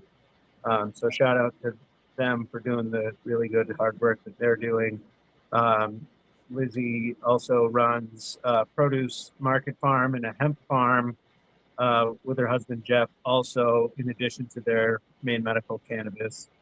They grow a ton of awesome CBD, CBG, CB10, garlic, peppers. So they're really doing good. If he's been following the legislation and posting up, if you look at their page, she's trying to keep the lawmakers held accountable for legislation, because right now there seems to be the director has had ties in with, I think, the Colorado metric program development for the years prior to when landing, and then he also co-founded the Klosky and Friedman consulting firm that founded Metric as well, and like Conflict of interest a little bit. Yeah, there was a few conflicts of interest actually, and I think like Metric is used in several states, like Massachusetts included, and Maine. So it's like there's stuff being looked at and unfolded. And it's good to see the good work being done out there. I got a question from the chat here. Owls be growing, and this might vary from Owls, I guess, format. Yeah, owls be growing. Yeah, the different format of the form that it takes. But he says, what's the best temperature to store my hash?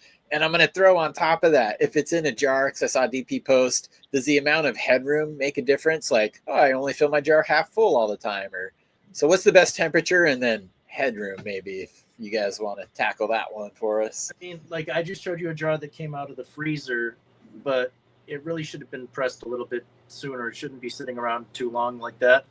It's still great. There's no moisture once it's sealed, but I keep those type of glands in the freezer, but it's perfectly okay to keep other hash at just 40 degrees. I would say anywhere from 35 to 40 degrees in the refrigerator, but it depends on what type of hash, because if it was a temple ball, it'd probably be in a nice cellophane sealed and then just put aside. Mine's at room temp. There's all these different texts now. Piatella, which is kind of like already stuff that's in it. It's kind of let to sit in between some papers too.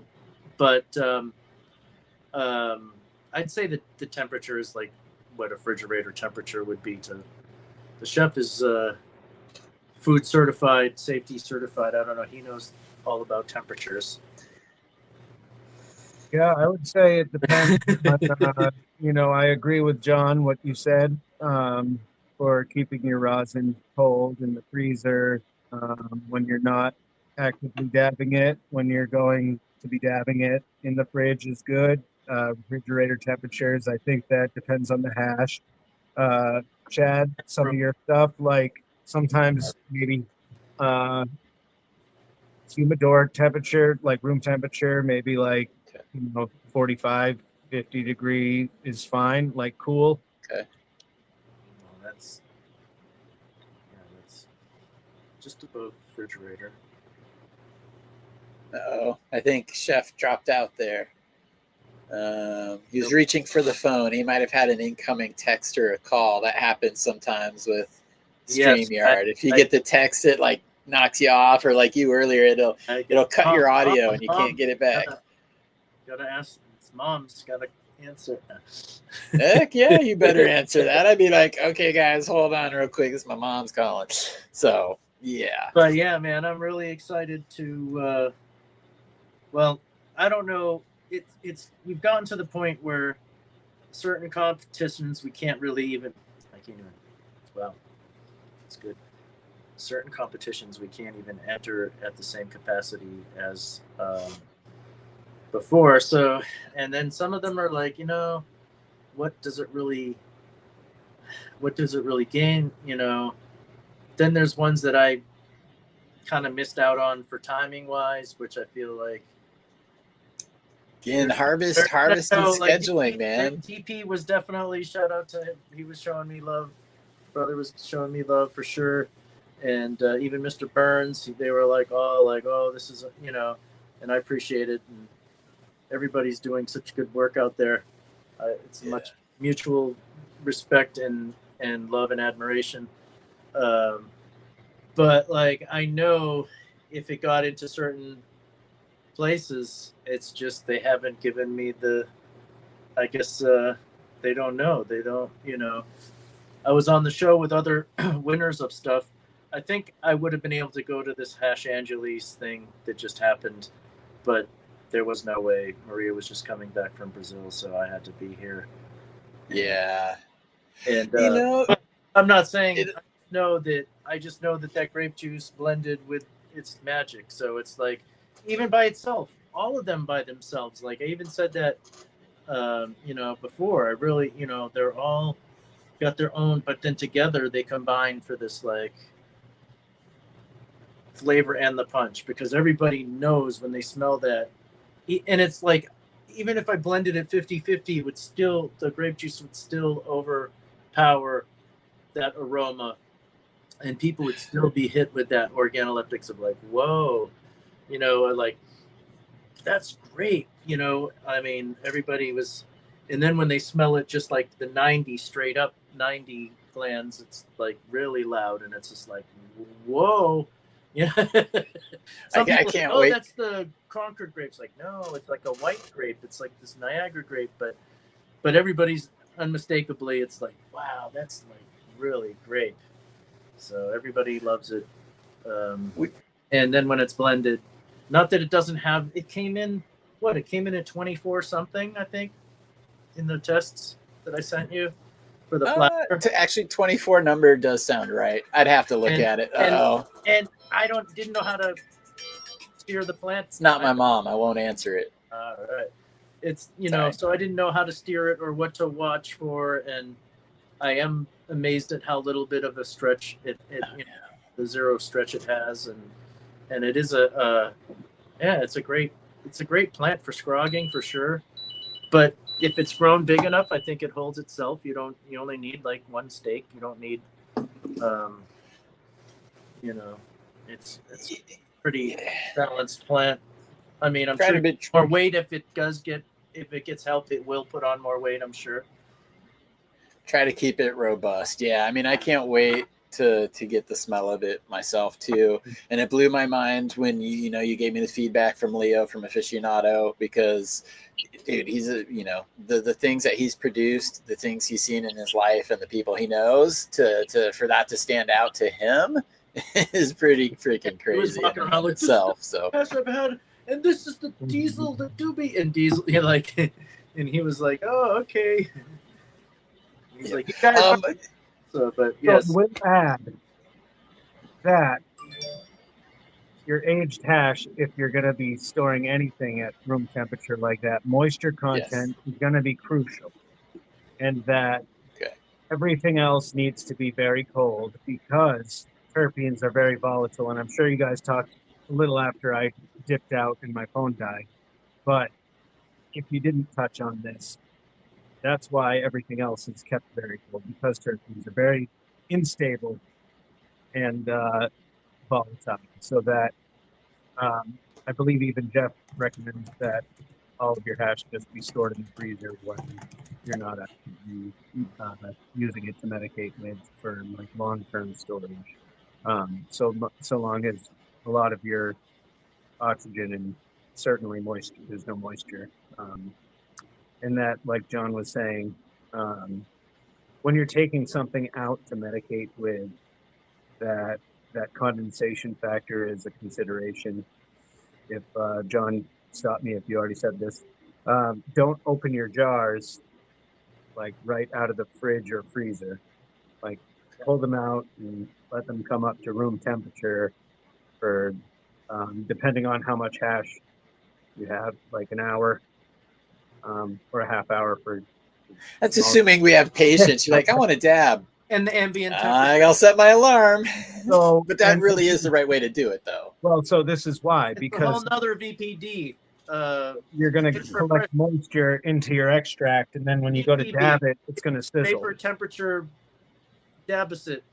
Deficit, exactly. So that when you go to dab your extract, you go in and out of the fridge, and you go in and out of your jar while there's But very the cold condensation, he's right. It's jar not, and very warm room.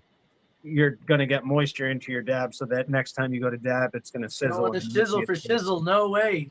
No shizzle. No sizzle. Yeah. So with the room temperature dabs and the humid, like the nice 52 degrees or 45 degrees, like you want to make sure, like you can do a AW, like a available water test. You could take a little hash and have it tested to see if it's like 0.84 percent water activity in there or less. That's like, so we talk about the hash is like a hashinine forming, right? Can't waste my dab. Don't waste your dab. You're right. That's Oh. talking. Hey, Chad, you think we can get some? We need to get some Puffcos sent our way, right? Let's get Puffco. DP actually was asking. He said, "Chad, gonna can make you you ask the John Chad about his Westport Puffco glass attachment? It's bad as." Oh yeah, okay. You gotta Shout get a out to free Mohawk Glass. Puffco And sponsorship. another guy, Dude, John and I. Slate and Mohawk. Those are the two dudes out here. Both mad respectable. This is Mohawk. Before my dab stopped me, I'm sorry, I was on a pretty good thought there. Could you give me a hint where I left off? You said we're all dabbed out. Go to commercial. No, just kidding. So the We're talking about temperature, sorry. taking it out, letting it rise to room temperature before you take it, Right. yes. Oh, or before you open your jars, long term. right, the water content. The Yes. Oh, the 0.8, 0.8. 0.84. That's like below that, microbial growth will be limited to, if any, at all. It's like food preservation standards. You can talk with your like extension at your local university for like your food labs and stuff like that. If you're looking to have samples done, obviously they won't take hashish unless they're really cool. But you'll probably have to give them some too. No, I'm just kidding. Don't bring your hash to the universities, but you can do that with food. And so we talk about aged hash and hashinine forming, and this conversion from, I believe, myrcene is like the main constituent that we're seeing that is doing this conversion during aged hash. Like the myrcene is changing and it's converting to this hashinine, we call it.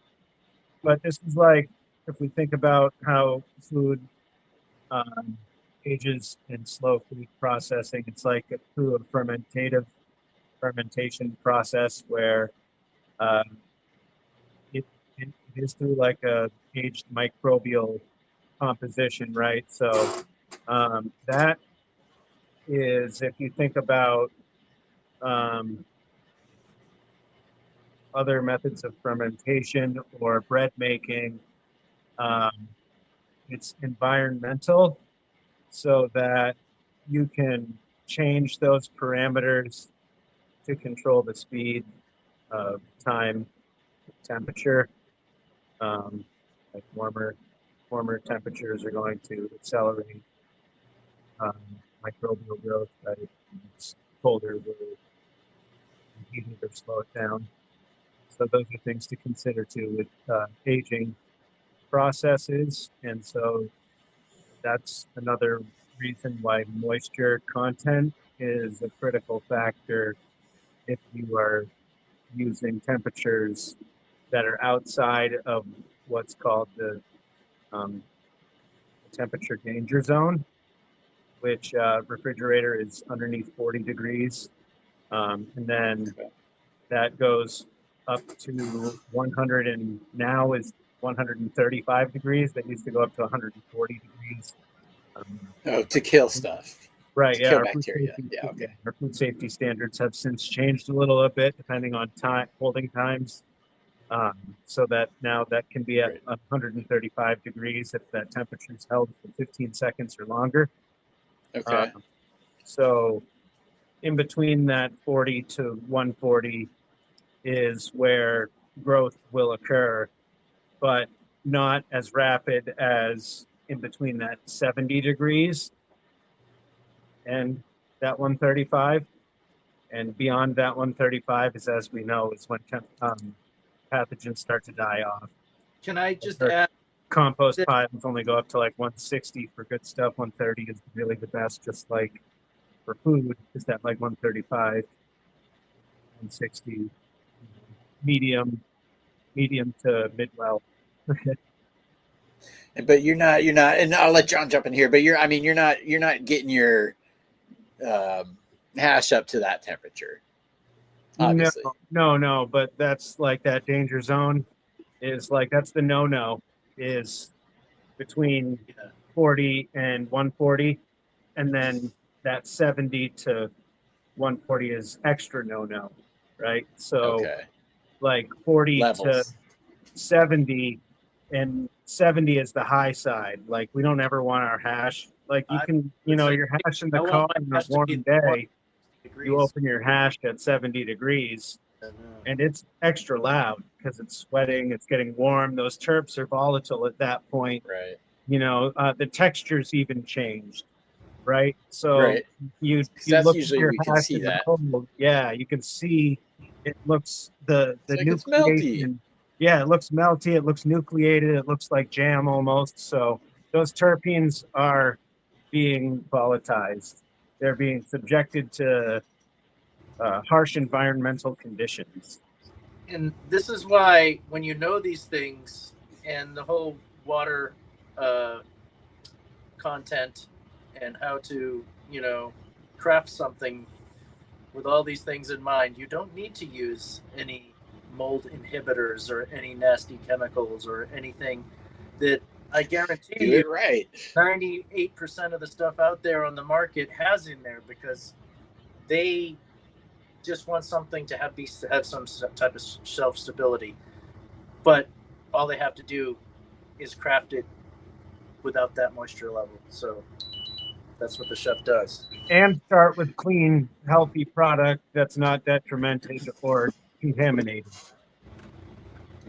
So that's a huge part of it too. Like, not everybody has the full level of understanding, and it's nice to see more and more producers want to get that level of understanding and provide the cleanest.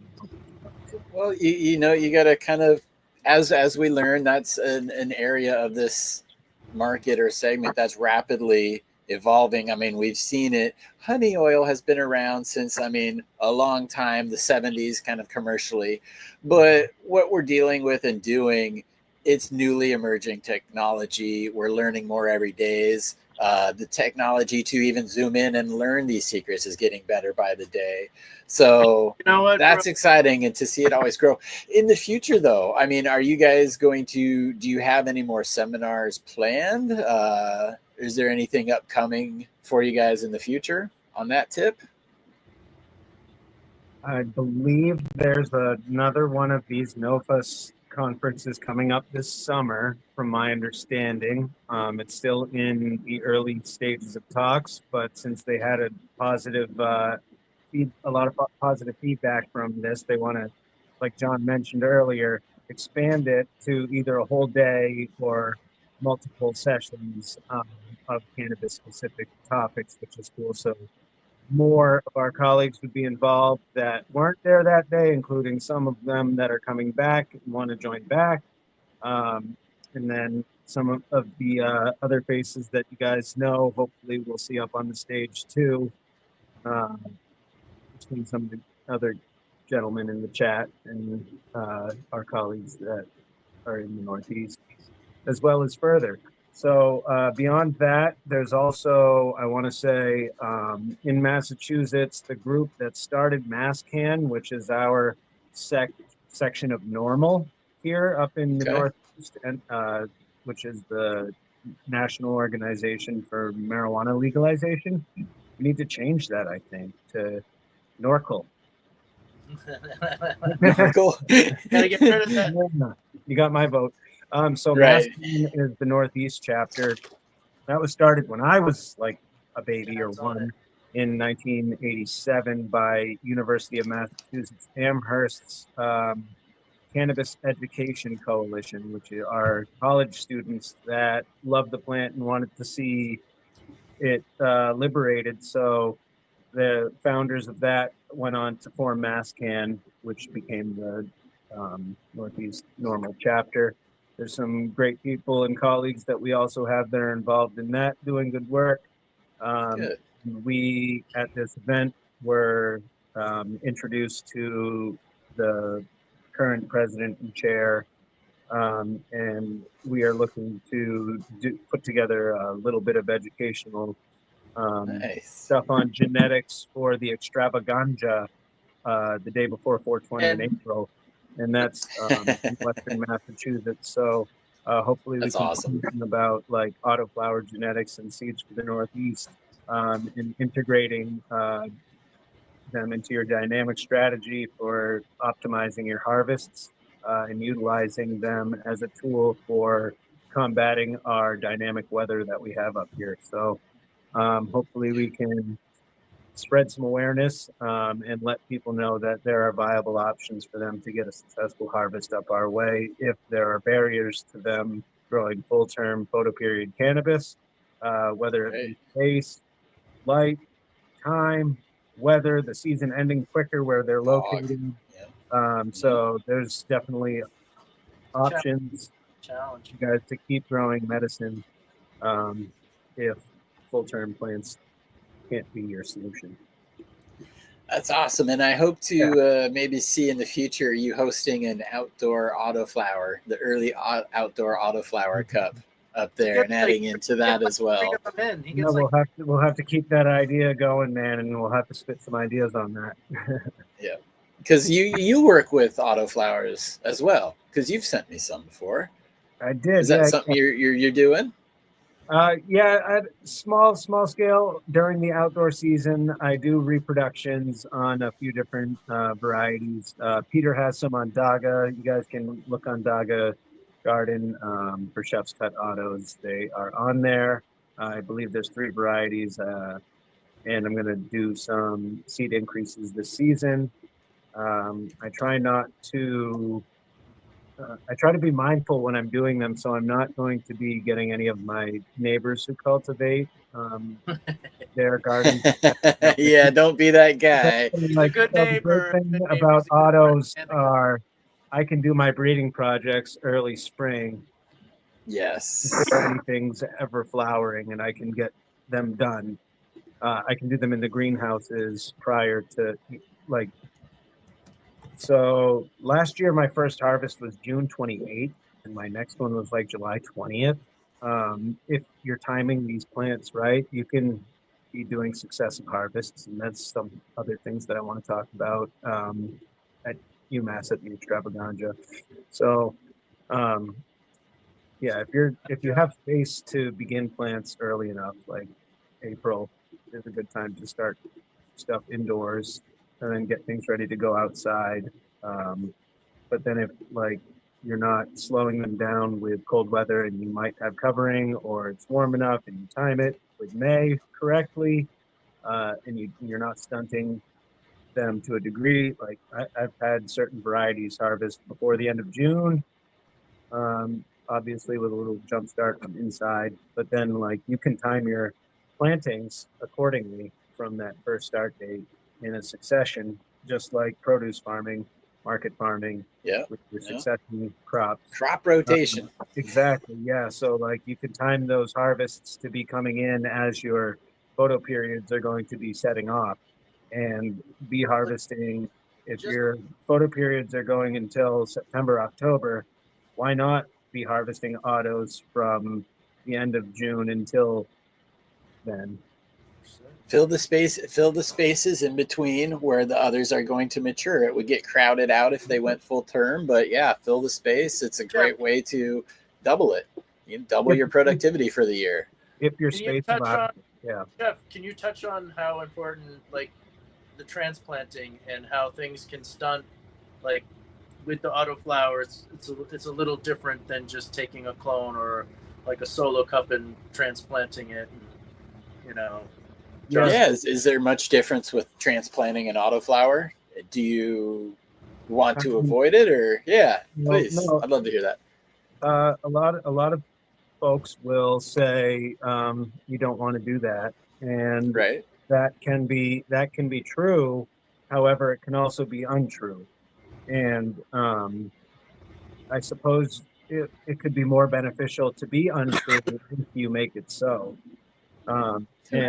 And to do that, you just have to understand the mechanics of them, and have it be about timing, and making sure that you hit that right time and not go beyond. Because the reason that you would be told to avoid doing so is that you could stunt the plant, get a small plant, and detriment your yield. However, conversely, you do it at the right time in the right conditions under the right treatment, it can really increase your yield and make a better plant.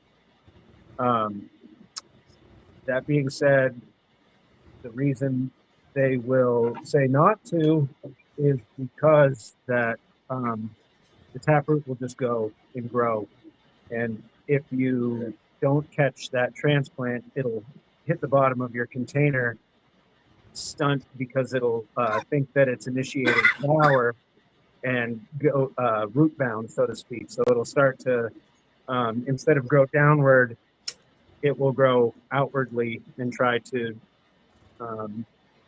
make a root ball there, right? So if you can grow your autoflower seedling in a very small cup or 4-inch pot or seed container, and before that small root ball gets to the point where it's beginning to look like it might be root bound, starting to circle the edge. Right, yeah, like you want to see roots coming down the container. You don't want it to start to be constricting.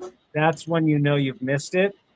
And that if you can like check your roots gingerly, or John has a method for his propagation that I'm not sure if he still uses, but he used to do a clear cup inside of the red solo cup. That would be a decent method. Make that up. That's an OG thing passed down. I wish I could credit who it is, but you're able to see the root. Take the clear cup up and take the red cup off and look at your root ball at any time, which is great for clones, because then, you know, if they get too root bound or whatever, or you don't have to take the whole root ball out of the cup and disturb the root system to look at the roots. You can just pop the cup out and they're still in the cup. and you're looking. So if you do that with autoflower seedlings, you can like start to see the roots come down the sides of the cup, not necessarily start to wrap around or get root bound. But at that point is when you can prepare your transplant to where it's finally going to be and do your mycorrhiza and azospirillum treatment, and then put it into some nice soil. Where you're going to be transplanting it, since you're already transplanting it against the wishes of several autoflower growers who say not to do so, you want to be as ginger as you can so that you don't dishonor the autoflower gods out there who might smite you. So you don't want to be smitten by the autoflower gods. I'm just poking fun right now, but really you want to be careful with these plants because they are very ginger. So, you'll prepare your soil, you'll get it wet, you'll have maybe some worm castings or some amendment. What I found some success with is actually a hybridized method of like a hydroponic style organically amended, and like a cocoa perlite blend or something like that, because the cocoa is so light and autoflowers really do rip in a hydro situation. I hate to say that. Chef doesn't speak that way usually. But right like, tool for the job. Like plants, you can get really big, plants, but I don't grow that way. And I've grown really high quality resin in the organic methodology from the autoflower plants, and I don't really recommend that methodology for me. But the vehicle, the cocoa perlite is great for the autoflower genetics because there's less resistance for the roots to go through. Soil density, porosity, and propensity is much lower. There's a lot more aeration.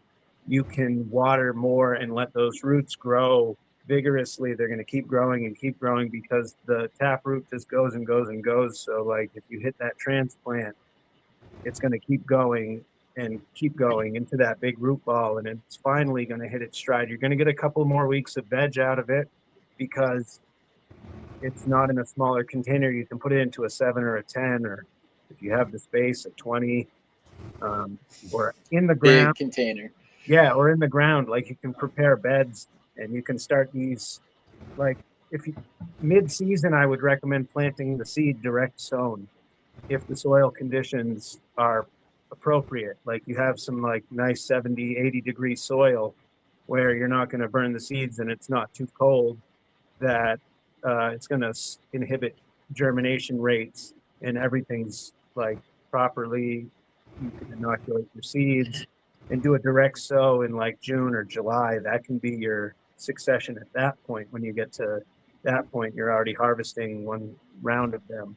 Maybe late June into July, you're direct sowing them. Then they're surely tapped into the earth, and that taproot's just going to go very far down. I've seen really, really big and vigorous and resistant genetics grow that way. But if you're doing that transplant, that's when you want to make sure you're gentle, but you can really increase your yields that way. Okay. Well, it's good to know because as you mentioned in there, that was the, I think we could throw it in the bro science category, or at least the bro science, category. That once the taproot hit the bottom, it would start to flower, and you don't want that. So we've disproven that with endless pots, because if there was no end, it would never flower. But through experimentation, and that's how most things add up. It's that experimental nature, the anecdotal evidence that compounds and leads to actual studies, because we need the mechanism. And that's what I'm big about. I'm always big about the mechanism. It's like, okay, we know it does that, but why does it do that? So stress is what it is. And it's not necessarily the taproot hitting the bottom. We know that, right? But that's just the conceptualization of that. But it's like the plant's stress because it's a fragile genetic, as we know. Okay. But but then there's people that train it too. I mean, as far as like topping And they For do sure. stuff, and it works. I guess strain dependent though, right? Or cultivar dependent. Hybridized, they're certainly polyhybridized strains. So you might get really tall and lanky ones that are 90-day flowers. You might get really short and squat ones that are 55, 60-day flowers. A really good example is the Blue Microverse strain that Daz does. That's off of Night Owls. Yep. The Blue Microverse strain is, I think, if on a 24-hour light cycle, harvested in 55 days from popping seed. So popping seed, 55 days later, you're cutting this plant down. I think it's an outcross. Attractive. Yes, it's an outcross off of Professor P. Dynasty Genetics. His Blue Magoo. It's like a black and blue Magoo cross into the Blue Microverse is like the auto version of that. Another one that Daz did that I love is the Sour Stomper. That was a 60-day, 65-day from harvest, from popping the seed. But there's a lot of other ones that he's done and other breeders, and they're more in the Daniel Mordford and Gnome Automatics, and they're more in the. Did he do the Thor's Hammer? Did he do that one too? No, Thor's Hammer's from a guy here in Maine. He did. He's Viking Gardens. Viking Gardens. Okay. Yes. I remember that one. Yeah, the Thor's Hammer was known for being, I think, 10 feet tall outdoors. So that's an example of where, if that taproot doesn't hit the bottom, that's been disproven, so to speak, because it's certainly cultivar specific. And when that stress is induced on that cultivar, that's going to set off that mechanism in the plant, because they're day neutral cannabis plants, right? So they're not photoperiod dependent. They're day neutral, and they're just going to flower when it's time for them to flower. And we don't want to stress them so that they flower before that it's time for them to flower, because they will if they're stressed. And that's where this don't transplant thing is. And it's not necessarily the taproot hitting the bottom, but the stressors that are included with moving this plant around. So where I say earlier, be gentle, it's going to increase your yield because you're giving the plant a bigger container, not necessarily. If you're transplanting, you could start it in a 3-gallon, or you could start it in a solo cup and transplant it to a 10-gallon. And the exponential yield increase from starting it in the 10-gallon, like you did the 3-gallon, you'll see a benefit from that transplant into the 10-gallon, because there's an opportunity that the younger plant gains, takes advantage of. From my experience. I see that myself. I kind of use that as a tool. You can almost encourage that extra bit of explosion. You get it to where it's the t-shirt's a little bit tight, and then you buy it one size up and it walks around this, fits good, feels good. I definitely do kind of use that as a little bit of a tool when it comes to potting. I'm not doing it with autos, granted, but yeah. But I think we can all agree that I encourage one of the experimentation. most stressful things that we can do to a plant is transplant it. Or grow it inside. Even if we're just trying to super crop, or if we're pinching or whatever. If we're not pinching and we're just trying to do some more low stress training stuff, and I've listened to a bunch of stuff, and it kind of shows that you really should be getting those roots open. I don't know, I think it was on Tad Hussey's to talk about purifying the roots and opening them up, and that's the single most you would think you're harming it. So I would say don't do that for don't do that for autoflower. Don't do that for auto. No, not for autoflowers, but for regular. I mean, that's traditional nursery. Root scarring. Yeah. But that's the beauty of the clear cup, because at that point you can keep it bolting. and you can see, oh, it's ready. It's just enough to hold together. It's Yep. ready to go into the other one, so it doesn't really, but that's what I do with just a photo period plant. Like that's what I'm trying to do. Always keep it. Good advice. And for anybody who may be wondering, if you are wondering why does the clear cup inside the other cup matter, obviously because you can see it, but the roots don't like light, so that's why you're putting it into the red cup to keep it from the light. So that's the point of that. But that's an awesome grow hack, and that's especially for people who are new to growing too. You see that development. I wish I could give the homie whoever first did it, but like that's a OG, definitely. That is. That's a good one to hand down. Again, it's until you know it, you don't, and then once you do, you're like, well, yeah, that just makes sense, and that's kind of cool. It's like the little kid science experiment inside of you is like always checking it. Well, at least me, and I know all of you too. I know you guys are, every time you plant beans, you kept checking it like every couple hours to see if there's a like little mound in the soil, and you're like, oh, it's gonna break through, and and then we all do that shit. You get rid of the clear cup, and you're like, I got this. But I don't use the clear that cup being for said- anything but the auto starting, and then sometimes I'll use one inverted as a dome. I use the clear cup for only things that I take off as a cutting that doesn't have like. I've been using the plugs. I do use plugs, but I've only do like aloe and fulvic, and I don't even use Axil 16 at all. But that's Okay. what I do. Don't feel ashamed that you use rooting plugs. I'm ashamed that I don't. But other than that, I'm not using any hormone. I'm just using the horticultural aloe, and I'm getting good rates. I take extra because it's really about keeping something alive. You need to be redundant, so it's kind of like always take more than you need. But what was I talking about? I use the cup for when I don't have a plug, and I'm just gonna take a slip and put it in. Like, oh, I got this. It's been here in the glass, so I'm just gonna put it here. Then I like to put one that's not in a plug, because usually I'm waiting to see roots out of a plug. But if I'm just putting in just to start, you know what I mean? Like I have some in the cup right there, in a glass. I just want to put them in some soil, and then I get to watch that in the cup, because it's like, you know what I mean? Like the plugs, you're usually figuring out what ones you're going to take, because you're going to be like, oh, that one, there's, they popped, and then you're transplanting.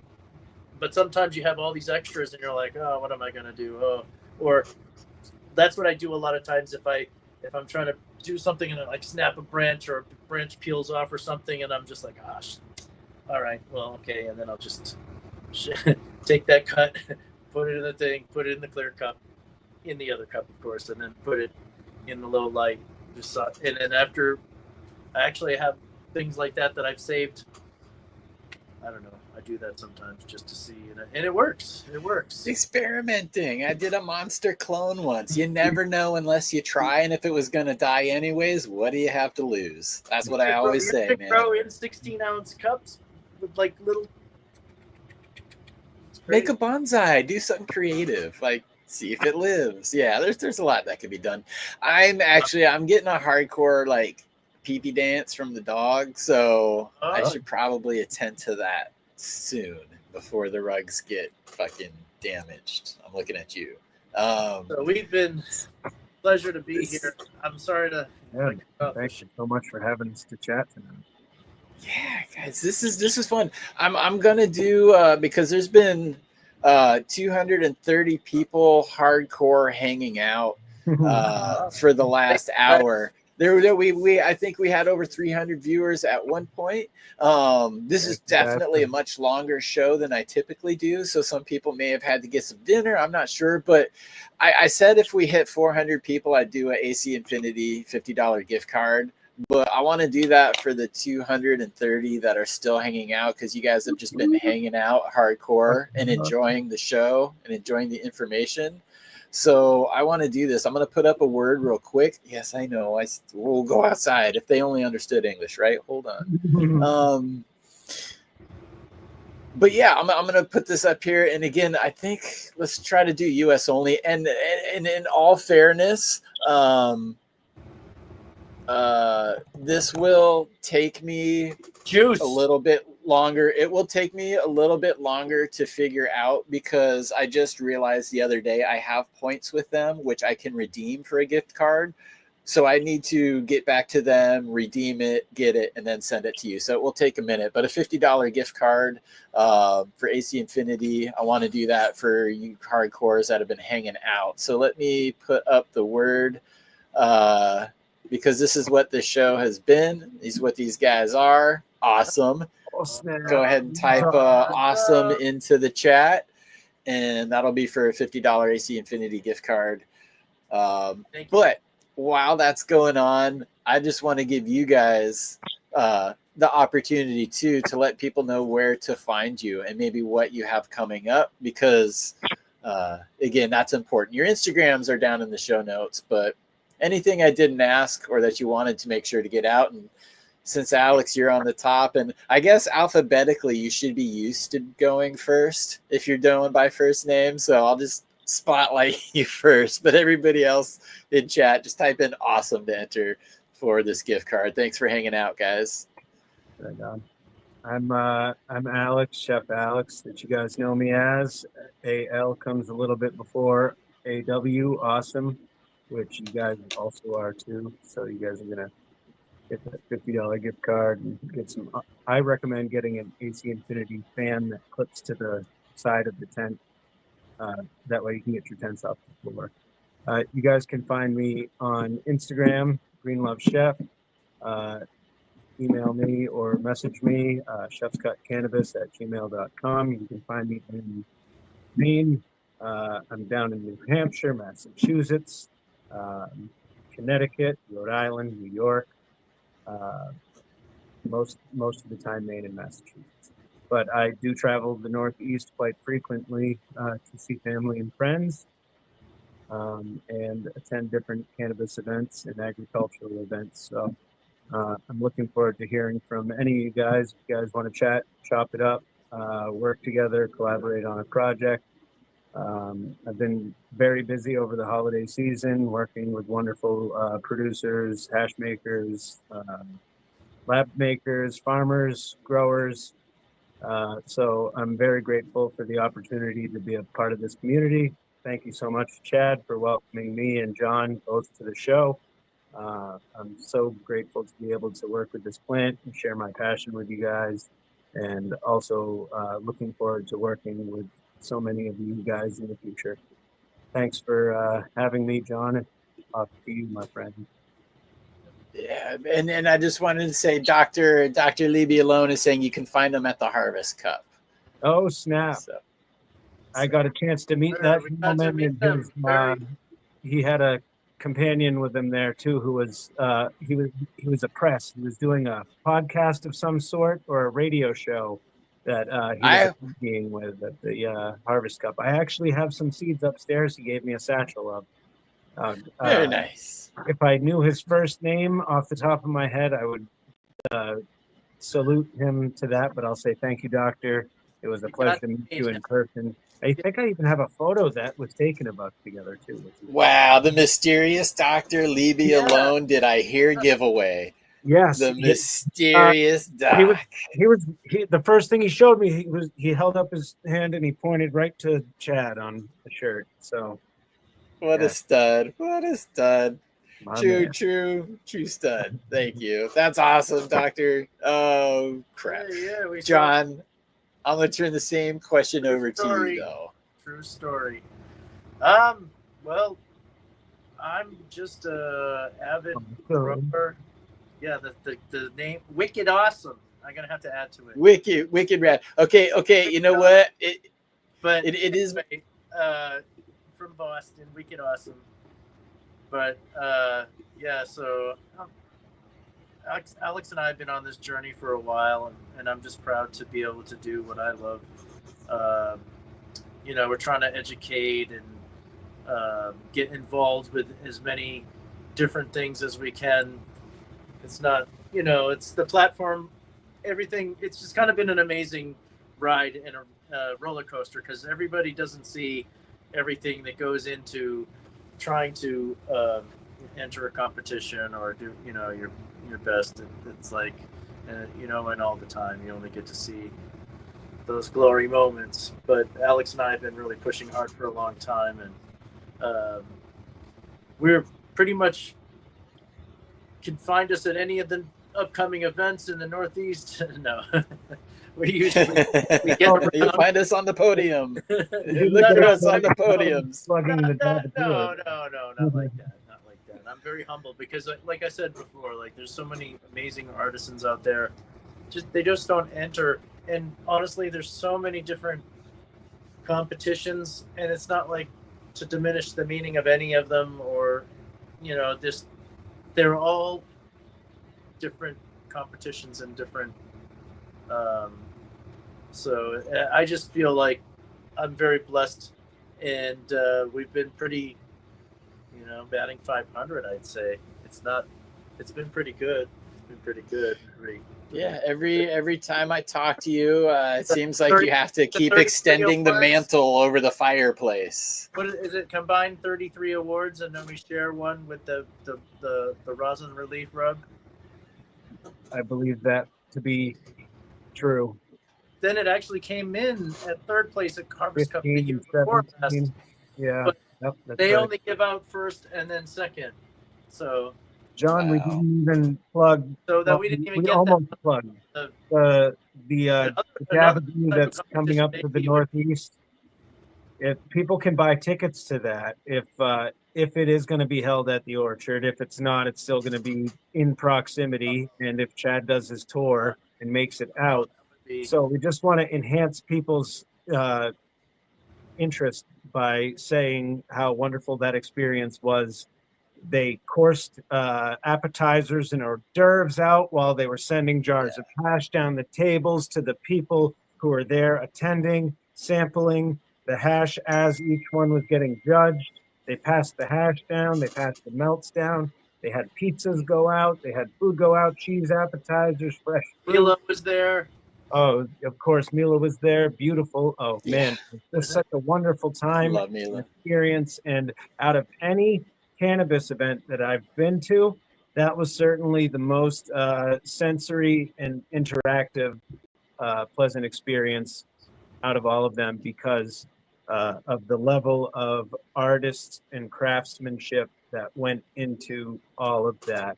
So shout out to Sweetgrass Dispensary, Lee, Cassandra, and the Dabadoo for hosting that last time. And if that's going to be held at Averill Orchards, that would be an even more so over-the-top experience if I have any inkling of what is being conceptualized. So there's going to be tickets to that available for My people best who dab live on mat, my that favorite hash dab. experience. That's awesome. Because Dabadoo, in my mind, is the premier event, because it is founded, run by Mila Jansen, who is the hash queen, undoubtedly undisputed, one hell of a person. The adventures that she's had is just amazing. Everybody And again, brought their A she's- game. That was very honored to come in second place. You're presenting it to the queen. Well, because there was cats there from Colorado and California. There was representing Maine and other people that are well known and very skilled. So to me, it was like, yes, feels really good, and also the camaraderie and just being able to taste and sample everybody's amazing hash. Everybody put their name forward. So it was kudos to all the competitors. It like how to, and it comes down to people's own, it's very subjective. So who's the panel, and what is their influence in terps that they're really desire. So but that's why I brought the Hachamaki grape juice. Heck yeah! It's gonna take number one this year. Oh, what's Alex got here? Thirsting for more. The Northeast Leaf. Yes, and the chef got in there with his caramels, his The edibles issues. Coast. And I have had those caramels. I've had Yeah. those things. Oh, dude, Freaking those- amazing. They melt. Chef's cut. The texture on those things are decadent. Hell yeah. There we go. Chef's cut organic Celtic sea salt and aged Scottish whiskey caramels. Man, that's rad. That's cool, Yeah. dude. And we're all Skunk Mag alumni as well. No, We all got no. This is the latest in Northeast Leaf magazine. That's so sick. That's the latest. This I saw this comment and I had to Love put my it up brother, because yeah. it freaking cracked me up. This is the other one. Is GrowSpaceKilla selling knockoff Twin Peaks apparel? I want one. Yeah, bro. You got him just hanging up in the background on a rack. I got a guy. Alex picked up his from your rack deal Half back there. price, baby, half price. DM me. I got the guy that $40. Damn. I'm just kidding, dude. You guys are killing me. Steep. Oh. Yeah, but it's Egyptian cotton. That's awesome. It's silk from the worm from oh, okay, my dog is really bugging me out right now. Let's do this giveaway real quick, guys. Again, Shout out to Mr. T Dog himself. yeah, thank you for hanging out here. Tigro. Who's gonna get the $50 gift card? Spanish Casey. Oh, yeah. Thank you. Congratulations. Nice. Spanish Casey, please again just hit me up on my IG, and this one will take me a little bit longer to ship because I just realized that I had these the other day. I need to have them. Well, I need to redeem points, have them send it to me, and then I'll send it to you. I'll see if they can actually just ship it straight to you. But $50 AC Infinity gift card coming to you. Guys, dude, this has been freaking rad. And I'd love to hang out longer, but this one right here, I'm holding her so she doesn't go out and just do her thing on my carpets because I think that's what's coming very soon. Awesome. Thank you guys for hanging out. Thanks for your time again. Contacts are down in the show notes for both of you guys. So everybody who's listening, chat, for hanging out, rocking steady, being solid. Yeah, guys, let's walk like an Egyptian. We'll just end on that. I don't know any better way to end it but that. Thanks, guys, for watching. Party on. Westport.